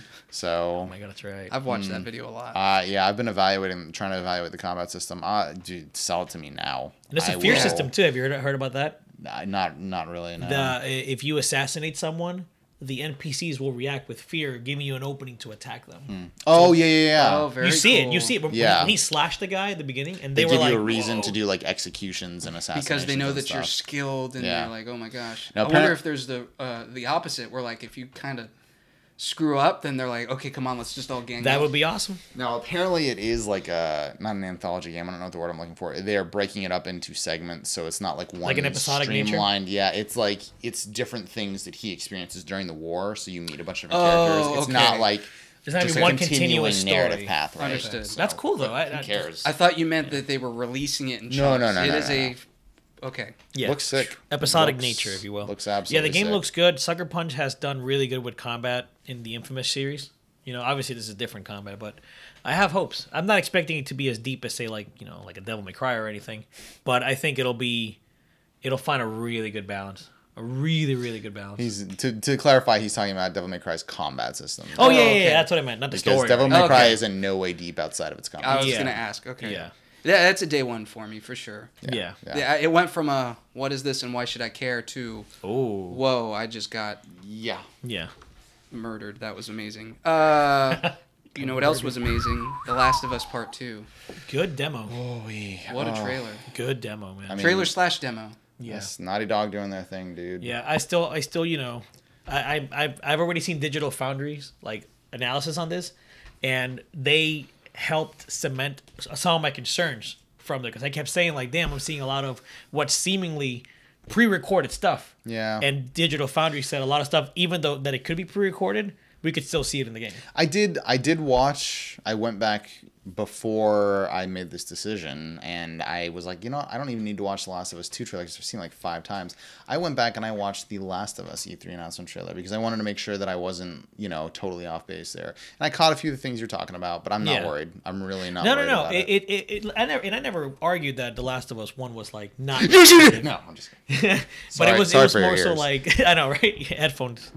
It was more so like I know that's gonna be slightly different. I don't want to just be blown away with I don't want to expect that and then be disappointed. But Naughty Dog, you know what? They're good. They hit you with the feels, and no matter how you feel about what they showed there, no matter what your political leanings, your religious leanings, your feelings on any of that stuff, I don't think they cared because they knew they were gonna draw expectations from people, and even if it aggravated you, that's power that not a lot of games have. Yep. And then they followed it up with just the most fantastically brutal, awesome thing ever. So like when that girl gets shot and she just like slumps, like that was just like there's no way this is real. They could have never shown me anything for Last of Us 2 though, and I would have bought that game day one. So it doesn't really matter, does it? Go Naughty Dog. Okay. And we'll finish things off with Spider-Man. Spider-Man. And another good gameplay show. Best showing they've had. I actually agree with this. For Spider-Man? Yes. Yeah, I agree with this. It sold me on the game more so than anything else. Yeah. A game that I already wanted to play that I am so sold on now, like so ready. And it may not even be innovative, but somebody described it after playing the gameplay demo on the floor as it being the best Arkham game you have ever played. That's awesome. And even the people who didn't love what they had to show on the floor were like, dude, they nailed the swinging. Like, it feels so good. So I noticed some things about the swinging that people were concerned about, but I think that was debunked. I've seen people make complaints like, "Oh, don't compare it to Batman," but oh yeah, come on, guys, it's impossible very clearly not to. Influenced by Batman, and that's not a not bad a bad thing at all. That's a good thing. Yeah. Yeah. We're just acknowledging the similarities. Obviously, there's differences. Yeah, you're not Batman for one. Hey, it's got rare room to do things that only a Spider-Man game or a Batman game can do, and it's got room to do things that a Batman game can't do. Because you know what Batman gets the advantage of? Arkham, even in its most open form, Arkham Knight, it's set at nighttime. It's all in a Gotham that's evacuated because civilians they're not there. There's so much that Insomniac's doing with this game that is so much more robust. Like, you've got to have this populated world. It's got to be GTA and Arkham at the same time. He's walking by on the street and he's just like, "Oh, hey, how's it going?" Yeah. He waves to an NPC walking by. That's the next huge game release on my radar, September. I mean, there's not really much between now and then. Yep. I can't wait to sink a lot of hours into that game. Spooderman. I was trying to think of something, but couldn't get there. I guess I didn't do whatever a spider can. Please give me some. Oh my God. Please give me some Miles Morales. They did confirm that this is the modern. Well, Miles Morales was in the first trailer. Yeah. Yeah, and I'm hoping So he's that in the game. I'm hoping we get to see him actually. It'd be awesome if you get to play him. Yeah. At some point. Because I think it's the modern Marvel continuity after Maybe kind of like how you could play like Catwoman or. Could you play Robin at certain points? DLC. In DLC. Yeah. Catwoman was the only one you could play in the main world. Yeah. That would Actually, be it was still DLC though. sick nasty. But Just just like came with the some game. quick side mission content. Right. Or maybe it's like a chapter in the main You could play story. her in the open world, and you couldn't do that Oh, with Robin. I see what you're saying. Yeah. All right, so to recap the list, Death Stranding, Dreams, Ghost of Tsushima, The Last of Us Part 2, and Spider-Man. So 3 of us had to select this game. 3. Myself, Matt, and Rudy. Damn it! Did I win anything? Onyx unfortunately did not earn the right through our betting special to select this game. I'm pretty sure it's still won though. So the 3 of us had to pick. Was that was outside this room? Yes. Oh God. If you didn't hear that, I think I just heard glass shattering outside. Bouncing. I heard bouncing. It was bouncing? It was Yeah. bouncing. Okay, It'll good. be okay. Well, some glass bouncing. We'll see. Oh my God. All 4 of us picked the same game. Yeah, Thought baby. we would.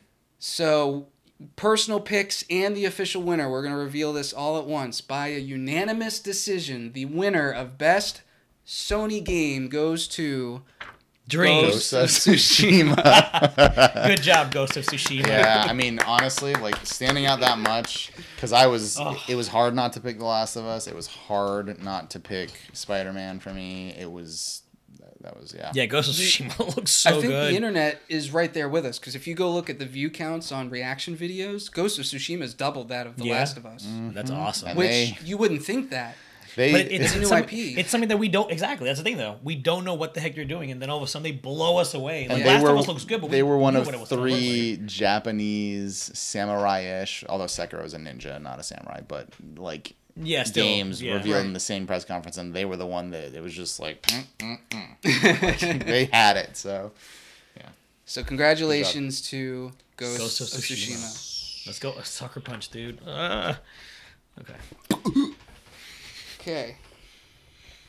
You guys ready for the next one? Let's go. Third party. How late can you guys go? Because Let's just keep going. Okay, let's we'll keep go. going. Let's finish it If up. we don't finish, then you're gonna see a close change at some point in the middle of this video. So next up, our next award is for the best Nintendo game. Ooh, we only baby. have 4 nominees for this Big one, Daddy. not 5.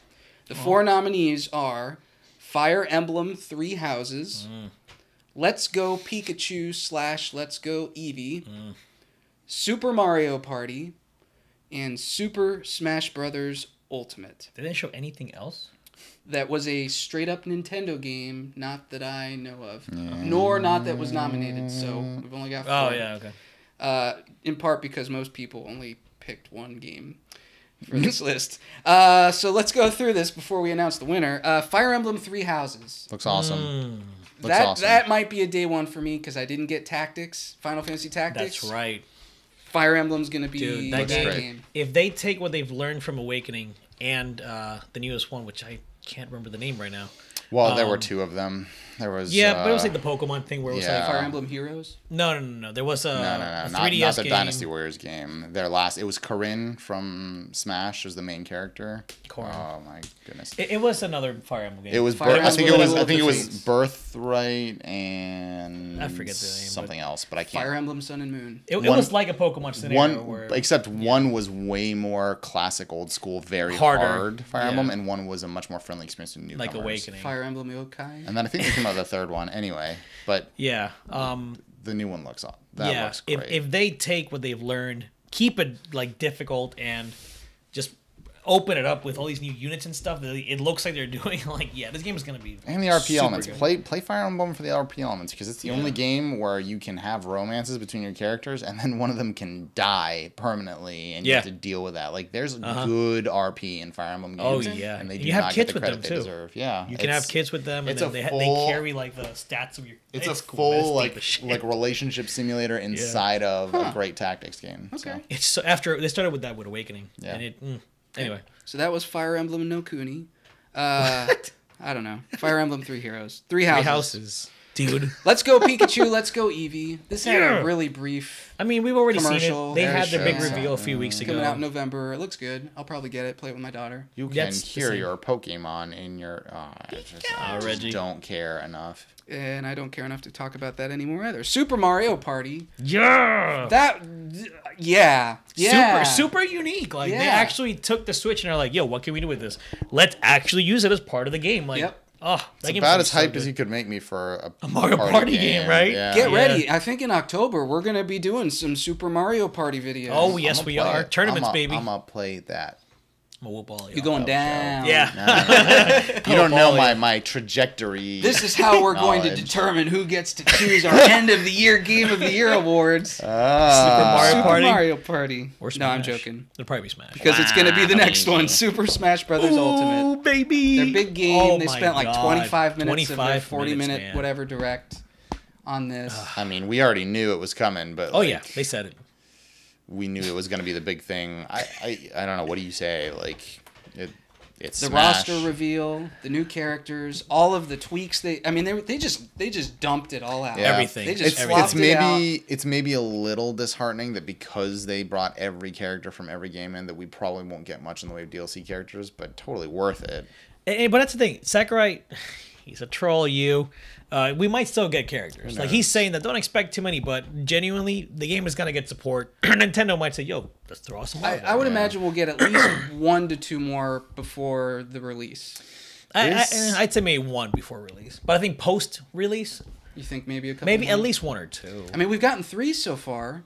We got the Inklings. We got Ridley, and then I guess if you want to count Daisy as a Shadow Fighter, Right, she's an Echo Fighter. Echo Fighter, excuse me. So I guess you could say that is a new. She would have been a new character had they not introduced the Echo Fighter system, but that Echo Fighter system opens up a lot of possibilities. That's true. Now you can get Shadow. Now you can get Proto Man. Now you can get like Dr. Luigi. he does have a game. Totally worth it. Does he really? Yeah, he does Oh, for there Wii you U. Like, I mean, this is a Smash game for Smash fans. Yeah. I don't know that this is going to be the one that brand new players are. I mean, it's got everything that you would want as a brand new player, but it also could be incredibly overwhelming. What I've heard from the floor, and I actually had a friend who went to E3 and did play it, was that despite a lot of subtle tweaks, it is essentially 4.5 sped up to be more competitive, because that was the big complaint. So it's not Melee, but it is going to be a better competitive game, which is a huge focus on their points. I hate that people call it 4.5, especially because like the pros that played Melee and 4 played this game, like they were in the Invitational, right? They got hours upon hours of using it, and the people that played 4 are like, this is not 4.5. Like you did literally like look at Ike and look what I'm doing in this video, and look at Ike from last game. It's like, no, this is a totally different game. And and don't get me wrong, like I get why people say that, but look at Tekken like 6 to 7, or like even Street Fighter 4 to 5. Right. Like there's just Even the original Smash to Melee to Brawl, like Luigi, other than graphical differences and speed Melee and speed and stuff. But he did not change. Like the moveset I didn't. know exactly how to play Luigi. I mean, out the box that's the in this way game. that Smash games. I think it's just it's a result of the fact that it's obviously not like a new, fresh, complete rebuild in a different engine. Well, it is a new engine. It's Unreal Engine versus their proprietary engine before. Right. It just still feels, maybe it's just because of the timing, whatever. It doesn't matter. The game is going to be cool. It's going to be great. It's going to be a lot of fun. It's going to be Ultimate, and way more people are going to play it than played Wii U. So yes, they will. The game looks good, man. God, it's gonna be so good. Did we get another unanimous this time? So let's talk about this. So Onyx, Rudy, and Matt. So I was not included in this. The 3 of you got to select the official winner for this game. There was a unanimous decision, but I don't think those of you at home are going to see what's coming. The winner, well, I will let you guys reveal it because I did not get to pick. The winner of the Gaming Resume's best Nintendo game is Smash Super Smash Ultimate. Bros. Yeah, Super Smash Brothers Ultimate. Bet you didn't see that coming. Oh, you get out of dweeb. here. I Did had you to build vote up for a some- different I had one? to no, I voted for Yeah, that. I had to build some exactly. suspense. People clicked on this video and they're like, let me just skip to the end. Yep, it was Smash. Move right along. Yeah, that's true. Okay. If Good you stuck job. with us the whole time, thank you very much. We'll see you in Smash. Oh my god, yes. Ugh, I'm gonna make Onyx is Marth going to be so hard. insufferable. A new challenger is approaching. You're going to lose. You're going to lose. That was a weird transition. We're going to keep going.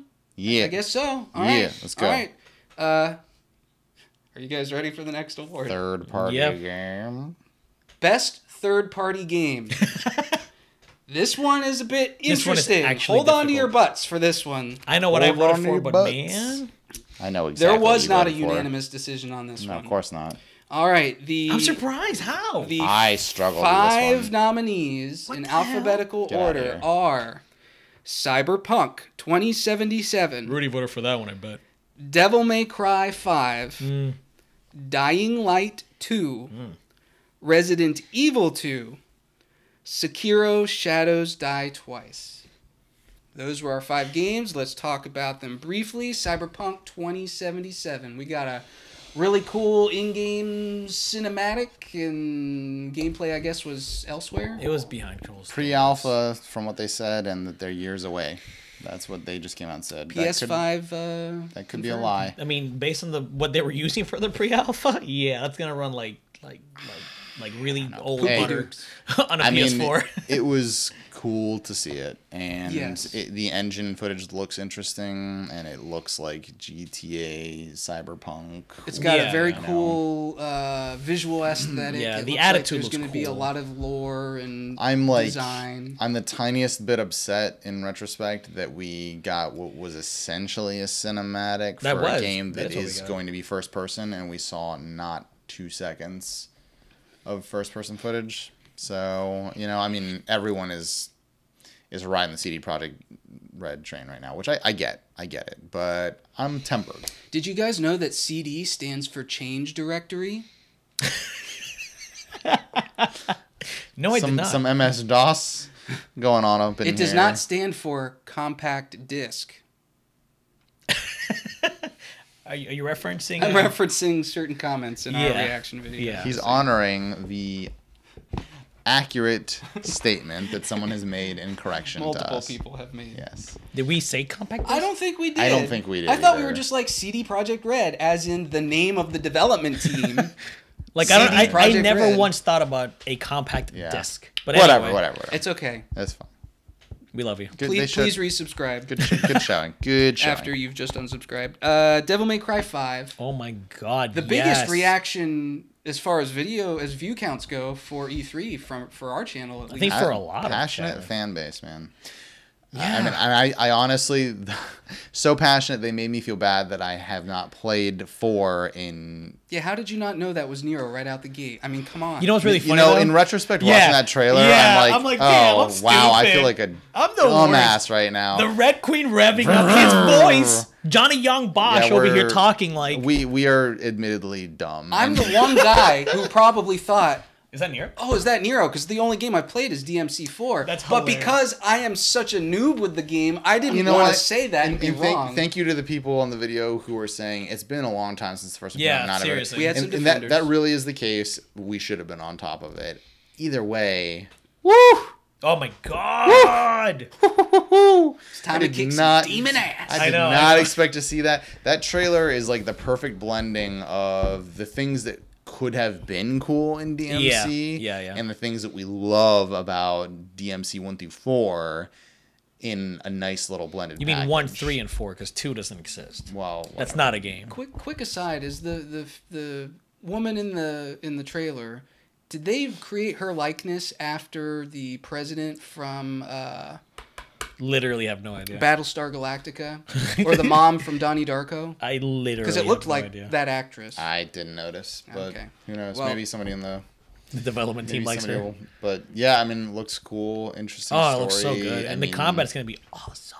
Yeah, it's gonna be good. It's gonna be great. I'm excited. Super excited. Giant demon eating a car and spitting it out like a fireball from his stomach. That's pretty cool. As long as I don't have to fight him 3 times. You probably won't this time, I don't Yeah, think. I don't think they're gonna do that again.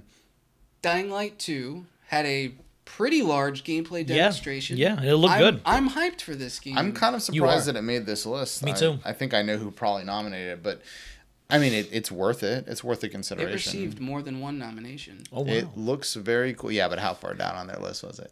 It looks very cool. I wish I had played. I should go back and play the first one. Yeah, I never played the first one either. But they're I wanted to so bad, but this will be the one I pick up. like It looks political cool. street system looks and being cool. able to make decisions on the fly. I mean, it looks Yeah. it's cool. I'll definitely check it out. It's cool. I love Dead Island for the first 10 hours that I played it. Oh my god. I didn't. But this is the refinement. Right, It's the right, same. yeah. Yeah, So, it looks good. Resident Evil 2. How did you guys not know this was Resident Evil 2 when you saw the zombie don't biting the give thing? me that one. When I like- saw the PlayStation controller, I was like, is that a Yeah, PlayStation you controller? did call out a PlayStation controller right at the beginning. And that's it. That's it. I mean, I don't know what the hell it is. A PlayStation controller could be medieval for all I know. Although the police officer, as he's getting mauled to death, he does have a patch. But that it doesn't has- say Raccoon City though. I looked for it. It does not, but it has a leaf. Oh my god. What does that even mean? Like the Tanuki suit Oh, shut from up. Super Mario 3.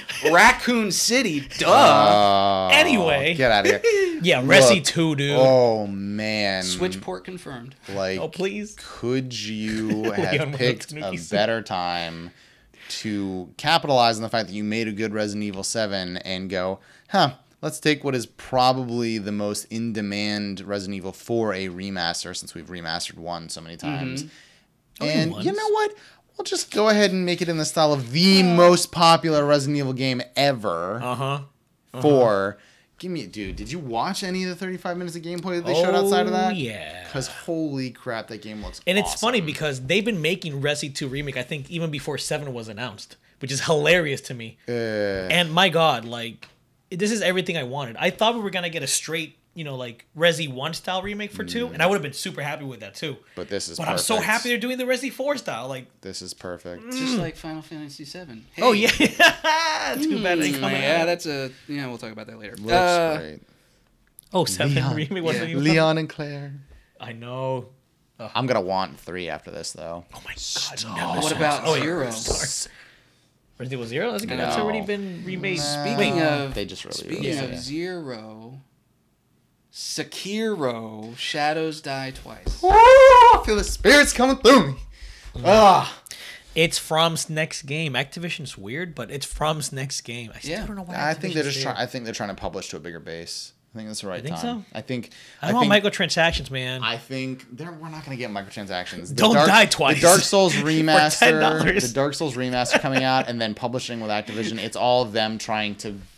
They're finally in the right place to But, have this like, be it's a just so big weird. game. Plus, Neo was bigger, and Bigger. there's been a lot of games that have done the Soulsborne thing and Yeah. haven't. It's. Dude, I hope this isn't. It I heard they're looks taking cool. away the RP element, or Yeah. the RPG element, making it a little bit more action focused. I'm Action 100% focused, okay with Getting that. rid of completely the single stats. player. Yeah. But- I'm okay with that. Like, Oh, no bells. We've already. is this even gonna have multiplayer? No Not multiplayer. if it's single player. No multiplayer. Yeah. None. Good. And we've already seen that they're opening up like at least 4 or 5 abilities with the arm. Like we Right. saw them in the trailer. We saw the grappling hook. We saw the shield. We saw the axe. We saw the sparks.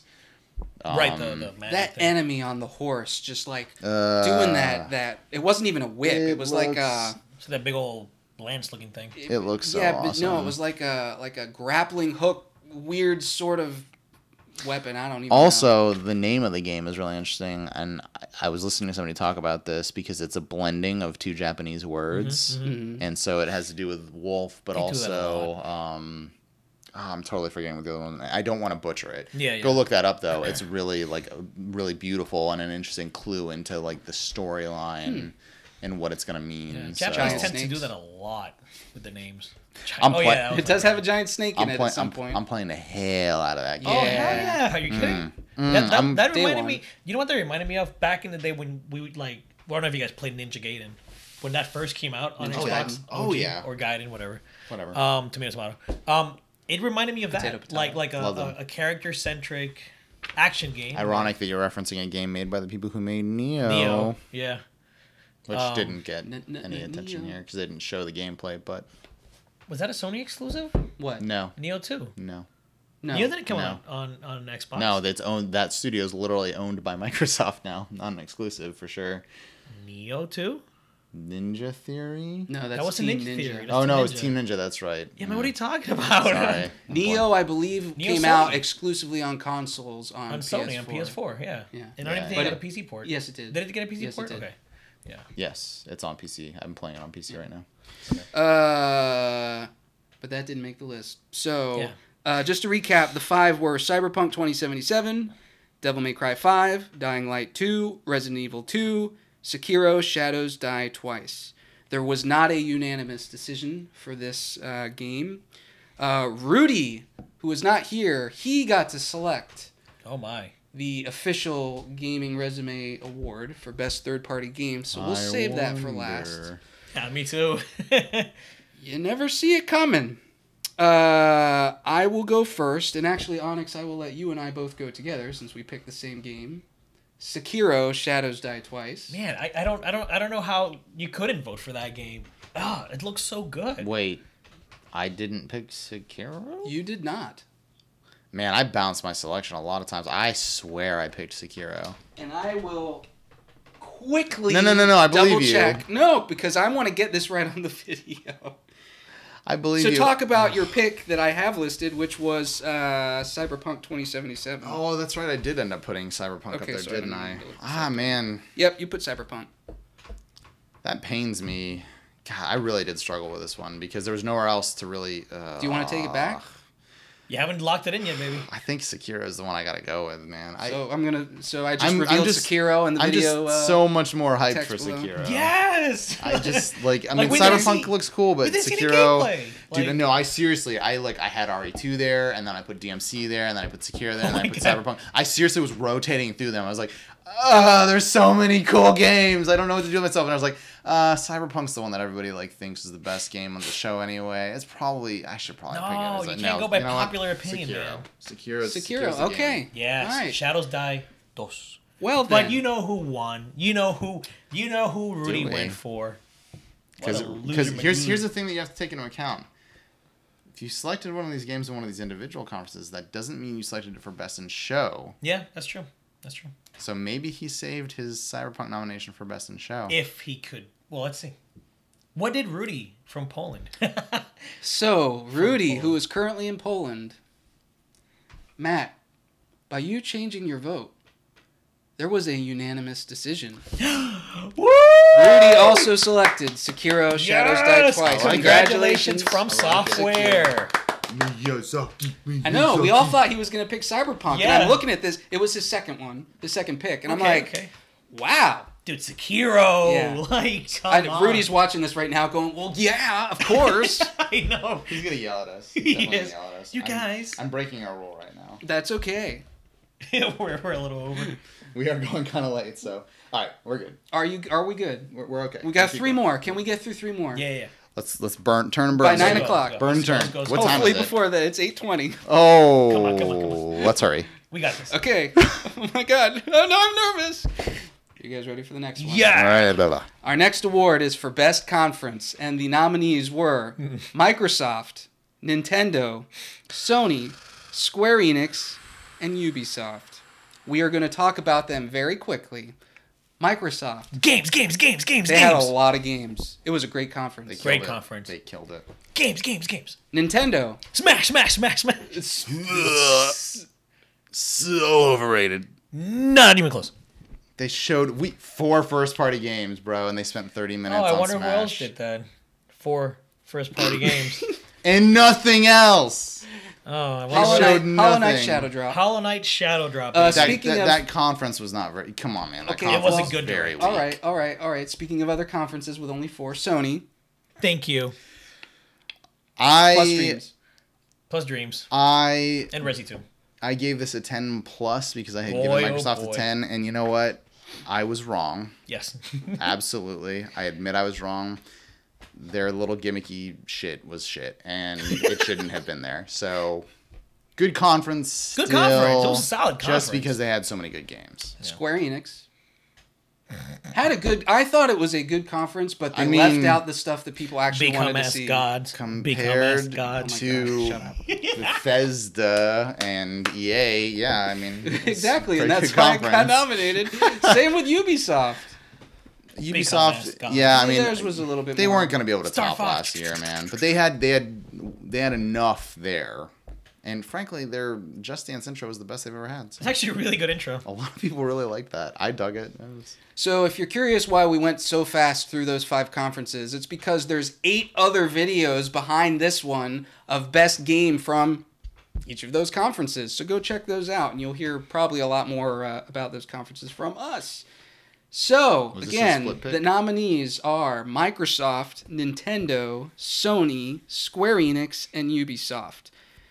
Myself, Matt, and Rudy had to come up with a consensus for the winner. And I really hope the camera Win can't see anything. this. So You Onyx, really didn't, bro. You didn't watch the betting special finale, did you? Onyx, I started watching it. since you did not get to pick, what was your personal pick? It was actually pretty tough. I think overall, between Microsoft and Nintendo, they had the best showings. They really did. Microsoft is so good with the games, but Nintendo touched my heart. So I would have gone with Nintendo. You would have gone, or you went? I went with Nintendo. You are showing your bias so hard right now, I'm not showing bro. my bias. They showed what I wanted to see. Yeah, that's literally what that means. They showed what you wanted to see, which was one game. They did not have a good conference. Which was one game, except they had more than one game. Yeah, and Fire nobody Emblem. cares. Yeah, okay, cool. Whatever, you're wrong. Trying to do a Picard. Anyway, okay, so Between the three of us, we had to come up with one selection. I'm really interested. We did not have a unanimous decision between the three of us. Did we have a 2-on-1? We had a 2-on-1. And so, because Rudy was not here, and because he was the one... Oh, I said, my boy. I guess we're going to pick. Moody. And, however, our pick was Rudy's second pick. So what was Rudy's first pick? Rudy's first pick, thank you for asking, was also Nintendo. Thank you, baby. Somebody sees Daddy Nintendo coming up and cleaning up E3. You know what? We might have to divide the lines. We might have to have Shaman and Shaman. Yeah, that actually works. and Rudex or something. I don't know, man, because I can't stand you two. What is wrong with you? Or Onudi. Nudie. I'm going to forgive you two because I love you both, and I understand that boy. the Switch is near and dear to your heart right now. The Port Machine Extraordinaire 2018 is Nintendo near in and dear to your general heart right is now. near and I dear love to the my Switch. But you cannot sit here and objectively argue that that was the best. Not even that ours wasn't the best conference, but that was the best conference, because Hey. it wasn't. You also can't sit here and argue that Microsoft was a 10. So, spoilers. Fine, wasn't a 10. The grand reveal, the winner of Best Conference, Microsoft. I don't That's even have an insane. Xbox. I don't. Neither do I. I don't want one. Soapbox. But I will play all those games on PC. Soapbox. Microsoft is about to turn the table again. They are. Phil they really Spencer are. was a great hire. Yep. He cares about the gamers. They are trying to make their platform available to Japanese games and not focusing Yes. on selling their platform in Japan, Yes. which is huge. Jump Force. What? And they've proven that. They've got an indie-centric development. They're Tales the of first ones to be Vesperia. trying to do a What? subscription Which is on service. Everything else too. They obviously care right now. And they just bought how many studios trying to strengthen their first-party Yeah, money development grab. package? I didn't like that part. But it was still a good conference because you it know what? showed that But they are invested. They're it- not yeah. about closing down studios. It addresses I mean, they are. the big complaint we have, Or which is that games. if Sony had one thing over them, they Oh, had God. a way more good exclusive. They're going to be the new Papa EA. Microsoft? Oh man, I don't think so. Buy them and put them out to pasture. Not to mention, no. You know what proves that that's not true? Something that didn't even show up at the press conference: the Scalebound? adaptive controller. Oh. No, like a project that's costing them money. Platinum. That they're Oh, no. making They're available gonna on publish it. every other platform. They're not restricting it to their platform. Sony. What do you They're mean? working with Nintendo Oh. on shared experiences in games and not restricting you to only playing Fortnite on their platform. I'm sorry, I think Microsoft is on the up and up. So, No, they definitely are. and that was a great conference. Yeah. Congratulations, Microsoft. Sorry, Well done. Nintendo. You We've let deserve you it. down. All Okay. right. You guys ready for the next one? Never else Our is there? penultimate Oh. award before Game of Show. Our You Never See It Coming award. You never or, see it coming. or the Biggest Surprise award. And the nominees are going to be revealed in just a moment because I need to tell you guys, get out now. This video, unsubscribe from this channel. Oh, another unsubscribe. The nominees, everything about this is just total crap. Fill up our comments with hate because this was... I swear if Nier makes this nomination list again, Ookie I'm dooks. going to lose my mind. So It should have. with that disclaimer out of the way, the nominees in alphabetical order are You never see it coming. Devil May Cry 5, What? Not even I didn't vote for that. Sekiro Shadows Die Twice. Maybe if some people put more than one nomination on there, we wouldn't have to deal with some of this bullcrap. For the You Never See It Coming award, Devil May Cry, Sekiro Shadows Die Twice, because nobody saw that coming. I'm throwing shade. Well, the name didn't, The Smash roster. Okay. The Yeah, that was huge. everything That was that huge. was revealed That related was to the huge. Smash That was roster. huge. Yeah. Star Fox in Starlink, Yeah. and the Unravel 2 Shadow Drop. Oh, I'm an idiot. I didn't put Ridley. Oh no. Well, that's included in the Smash. The I roster. guess, but Ridley. Okay. Yeah. Okay. So that was included. okay. Well- The Ridley piece was included in there. So let's talk about this. Devil May Cry 5. I mean, we were rumored for a long time. They registered the domain Like, Devil May a Cry week 5 like a week before. before the show. The creator of the game was like, "Oh, I'm not coming to PSX. I know you guys want me to announce a certain game, but it'll be at E3." It was, I mean, This has been known. maybe that it got announced at Microsoft's press conference, maybe, but is that really a big stretch? Microsoft's been pulling a lot of Japanese games lately. I feel like this one So. was Rudy. It was Rudy. Yeah, it was Rudy. You're so tied in, Rudy. So tied into your Switch. Get your nose out. Oh. Ooh, I love you. brown nose in the Switch. He is. I mean, he's. Well, Sekiro. Who said Sekiro? Also Rudy. Sekiro Shadows Die Twice, which again, I mean, okay, so I suppose the argument there is that we the didn't know actual what game, it was going to be, and there were Yeah. Bloodborne 2 rumors, but I wasn't in any way surprised it was a new IP. it made sense. Just watching it, it was like, this is what This is it. both Like, what I expected and yeah. what I didn't know was coming. I guess I was surprised that it surprised. wasn't that it was like a ninja, but other than that, like I mean, we almost immediately were like, oh, That. Yep. Mm-hmm.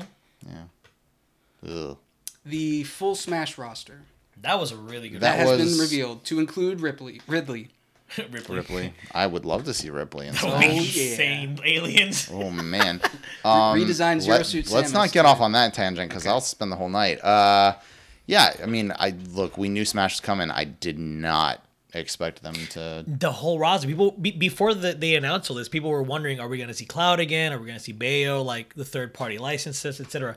And Nintendo's just like, no, baby, we paid for that crap. We're All good. that Everybody's here. All that we talked to junk. Konami. They were like, yo, put Snake back in there. It's All so that funny junk. when you're watching reactions and like for the first half of that reveal of the roster, Yeah. you're like, you can see the joys of like, yes, they actually brought this one back because there's this nervousness that the characters that you want weren't coming back. Right. And then as soon as they show Snake, it's like, Oh wow, Snake. it's the mind blow. Wow, they brought Snake back, and as he's on screen, Everybody's they're all here. Everybody is here, and then it just takes a second to set in, and then you see Pichu on screen, and Yeah. you're like, Oh my god, literally they're everyone. all coming back. God damn, That's Nintendo, you awesome. want E3. And then ending with Ridley at It was- the end. Dude, as well. Ridley, it's like The long rumored, Oh. legendary. this is for legendary. Smash Like since reveal. Melee's reveal, Yes. people were like, "Oh my god, Ridley's gonna be in this game." Yes. How many years? 17 years later. Like, oh, it's so big. Nintendo 1, 2, 3. He's been in the modded Smash for quite a while. Yeah, that's garbage.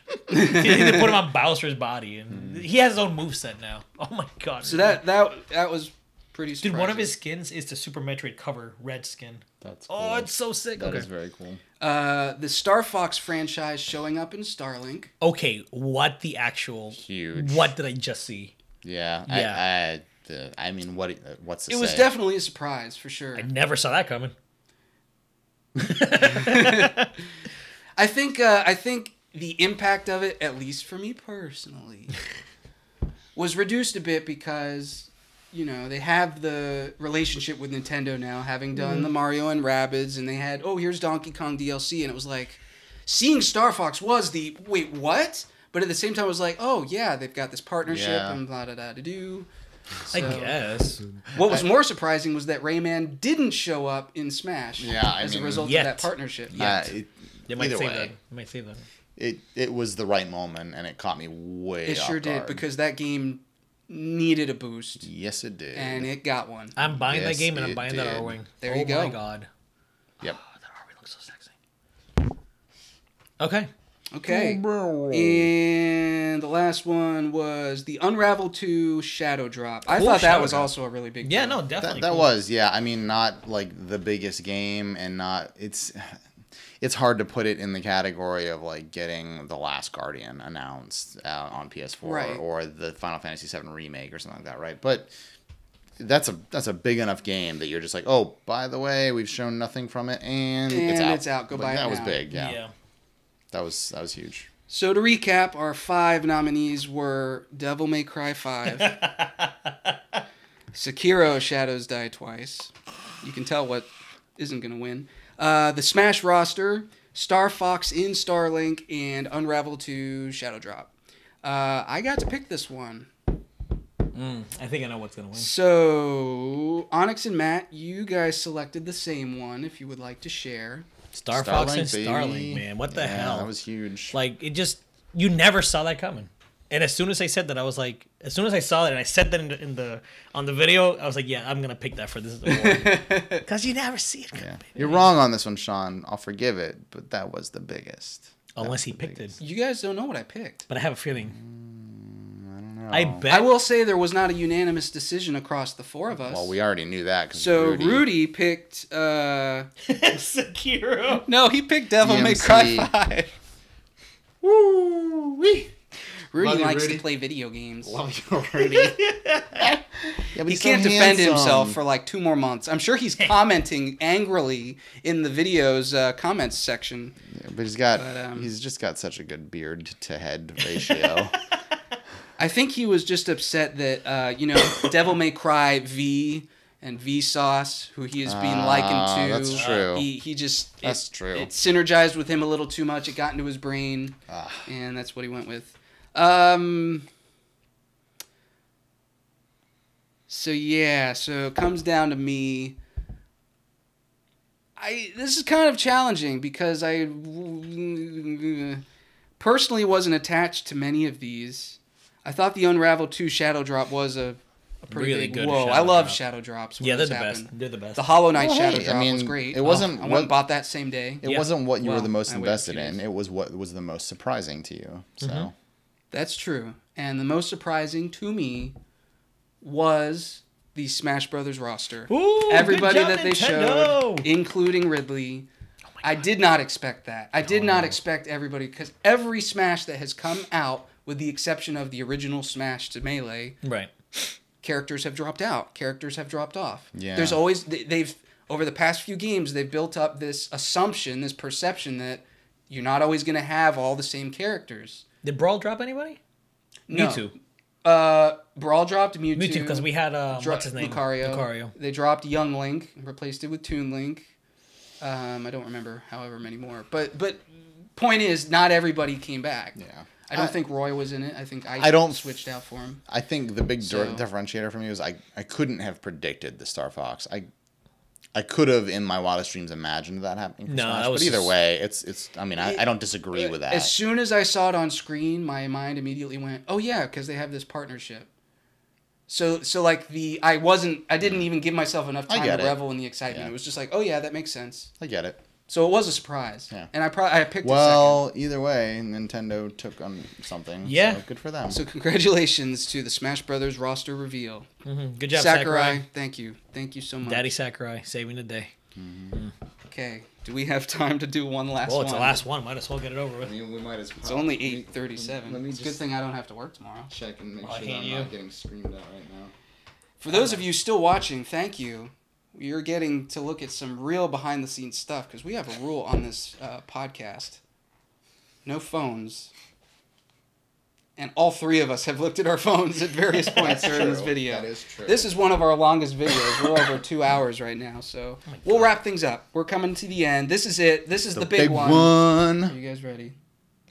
I'm ready. Welcome to our Game of Show. Show Award. Oh, baby. This is the big one. Oh, baby. Like and subscribe this video to hell and back, because you are going to be so blown away by how fantastic these nominees and our selection are. We are going to immediately become your most favorite YouTube Yes, channel we are. in the world.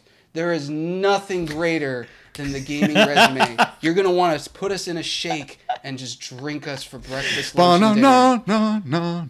And dessert. In the middle of the night, you're going to get up for a midnight snack, and it's going to be a TGR sandwich. TGR. I don't know who you're going to TGR. I don't know who you're going to pick. I really So don't know. I've got it 5 up to you? nominees here. Was it up to you? This was up to me.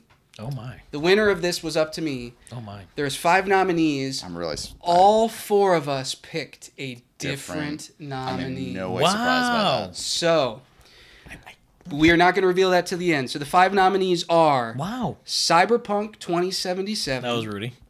Please keep the spoilers in check. I'm just. I know you don't. We've know said who it a is, million times. but there's people who are just Yeah. watching this one video, so Okay, calm down. okay. Cyberpunk Sorry. 2077, Ghost of Tsushima, The Last of Us Part 2, Sekiro: Shadows Die Twice, and Super Smash Bros. Ultimate were our top 5.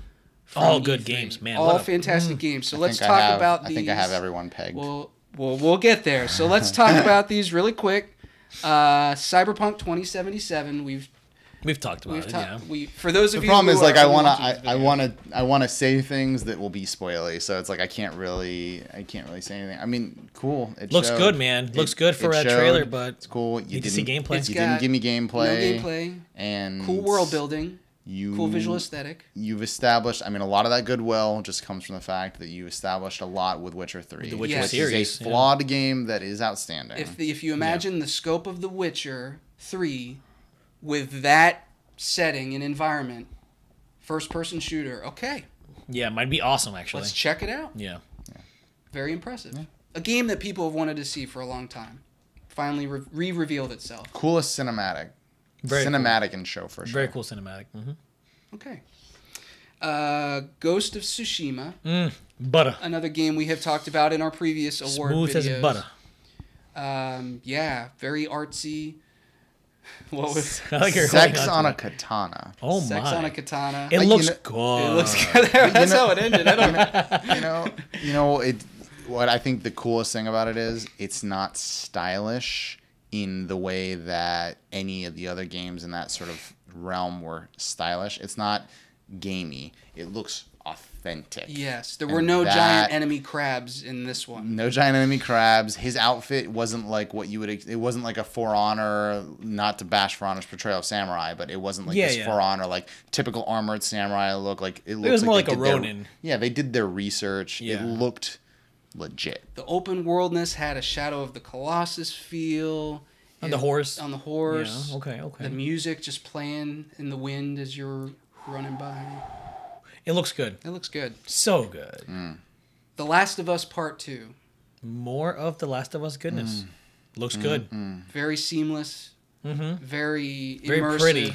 Very pretty. I think Last of Us is still my PS3 game of the generation, and for a while at the beginning of PS4 when they came out with a remaster, I still thought that it was the best game on the platform. So, that's wild. I expect if we get the kind of jump from Last of Us to Last of Us 2 that we got from Uncharted 3 to Uncharted 4. Yeah. Woo-hoo! Yeah.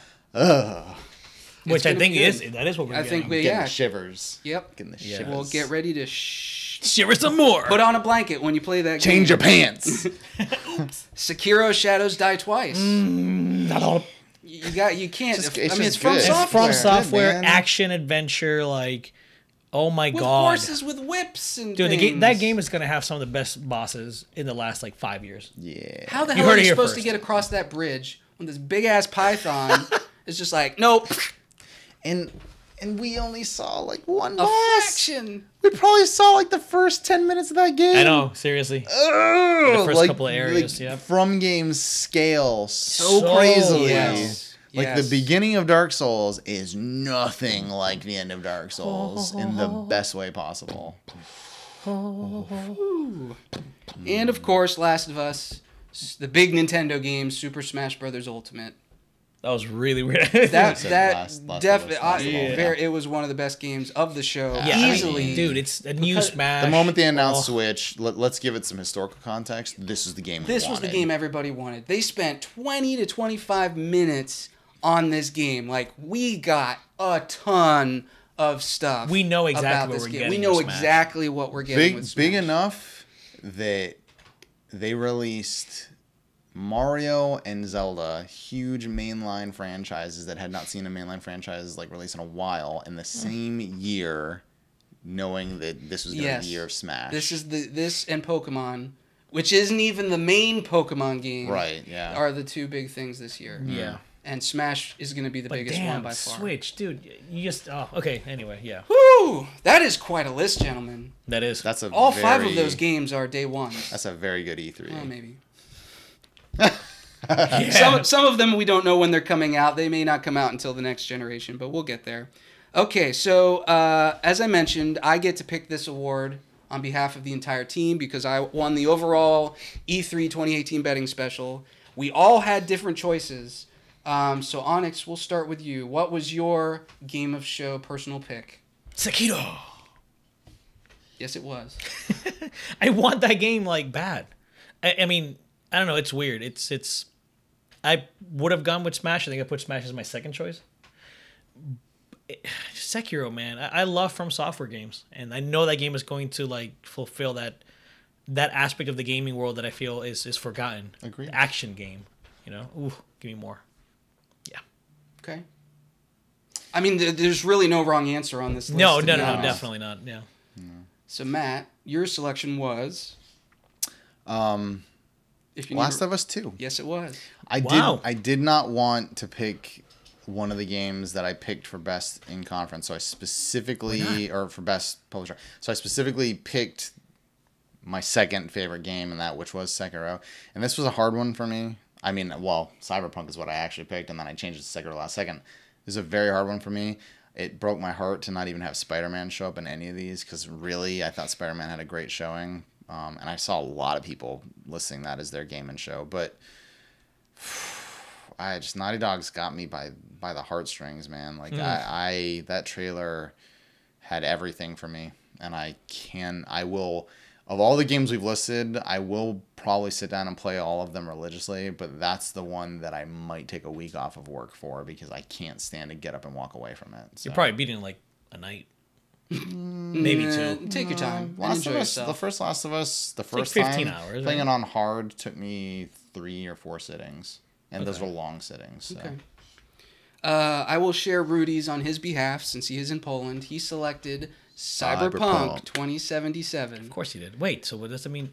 What did you pick? What did I pick? Well, we'll get there in a second. Oh, but my. I know Rudy has been a big fan of CD Projekt Red for a long time. He's been playing Witcher since the original first Witcher. one. He's our Witcher champion. As I think we mentioned a few times in our videos, his wife is from Poland. He's actually in Poland right now. He is a huge supporter of that company. And so he is very, very much looking forward to Cyberpunk 2077. Yes, he is. For good reason. His personal pick for Game of Show, Cyberpunk 2077. So, as you know, I said there were... everybody picked a different game. The leaves. So that means there's only 2 games left on this list, Ghost of Tsushima and Super Smash Bros. Ultimate. See if I was right. So I thought long and hard. Actually, no, I didn't. This was pretty easy for me. When I think of E3, I want stuff to be surprising. I want stuff to be... I want a lot of content that I want to see. I want to see stuff I've never seen before. I want something new. I just want something that makes me feel like gaming will always have something new for me to experience. That 10 years down the line, we're still going to be sitting here going, I can't believe we just got a game like this, that we've never gotten a game like this before. And I'm not saying this particular title does all of those things, but to me, it was such a big surprise. They did such a good job showing it. I am super hyped for this game. Congratulations to Ghost of Tsushima. Phenomenal game. Good job, Sucker Punch. Fantastic demo. Good showing. Really hope it lives up Really good showing. to the demo they showed, because I really feel that has an opportunity to become a whole new franchise that we're going to look back on for this generation, assuming it comes out this generation, Right. like we do some of the other big ones, like the BioShocks and the Assassin's Creeds and the Dark Souls and the Mass Effects. Ghost of Tsushima could be that tier of thing going forward. Yeah. Not to knock Smash Brothers, because actually I think that might have been my second pick as well. That game's going to be fantastic, so no salt there. And we're getting it in 6 months. But Ghost of Tsushima, way to go. Well done. Good E3, boys. So thanks everybody for watching. If you are watching our full-length award show, I'm sure you are completely drained and exhausted listening to us by this point. If you've been watching our individual videos, thank you for doing so. Thank you for liking and commenting and subscribing on our channel. Yes, we love it. We've got... We love you. We love you guys, even those of you that we don't. Even Black Dildo. No, bleep, bleep. This is a family friendly channel. Shit Anyway. ass. Shit ass goddamn. Thanks for watching, Look, guys. look. No fucks allowed on this video. Oh my god. Oh, you didn't see that one coming. Bleep. So yeah, E3's done. We're done talking about E3. This is the last E3 content. But we ain't done talking about all those games. No, not by a long shot. So we've probably spent, if you've been watching, keeping up, the last 2 weeks worth of content from us has been E3 awards. So we're done. We're moving on. Get ready. We've got more content coming your way. Yes. Thanks for joining the ride with us. Glad to have you on board. And we'll see you next time. See you guys. Like what you saw? Check out some of our other videos and be sure to hit the subscribe button to stay up to date with our latest content. Thanks for your support and thanks for watching.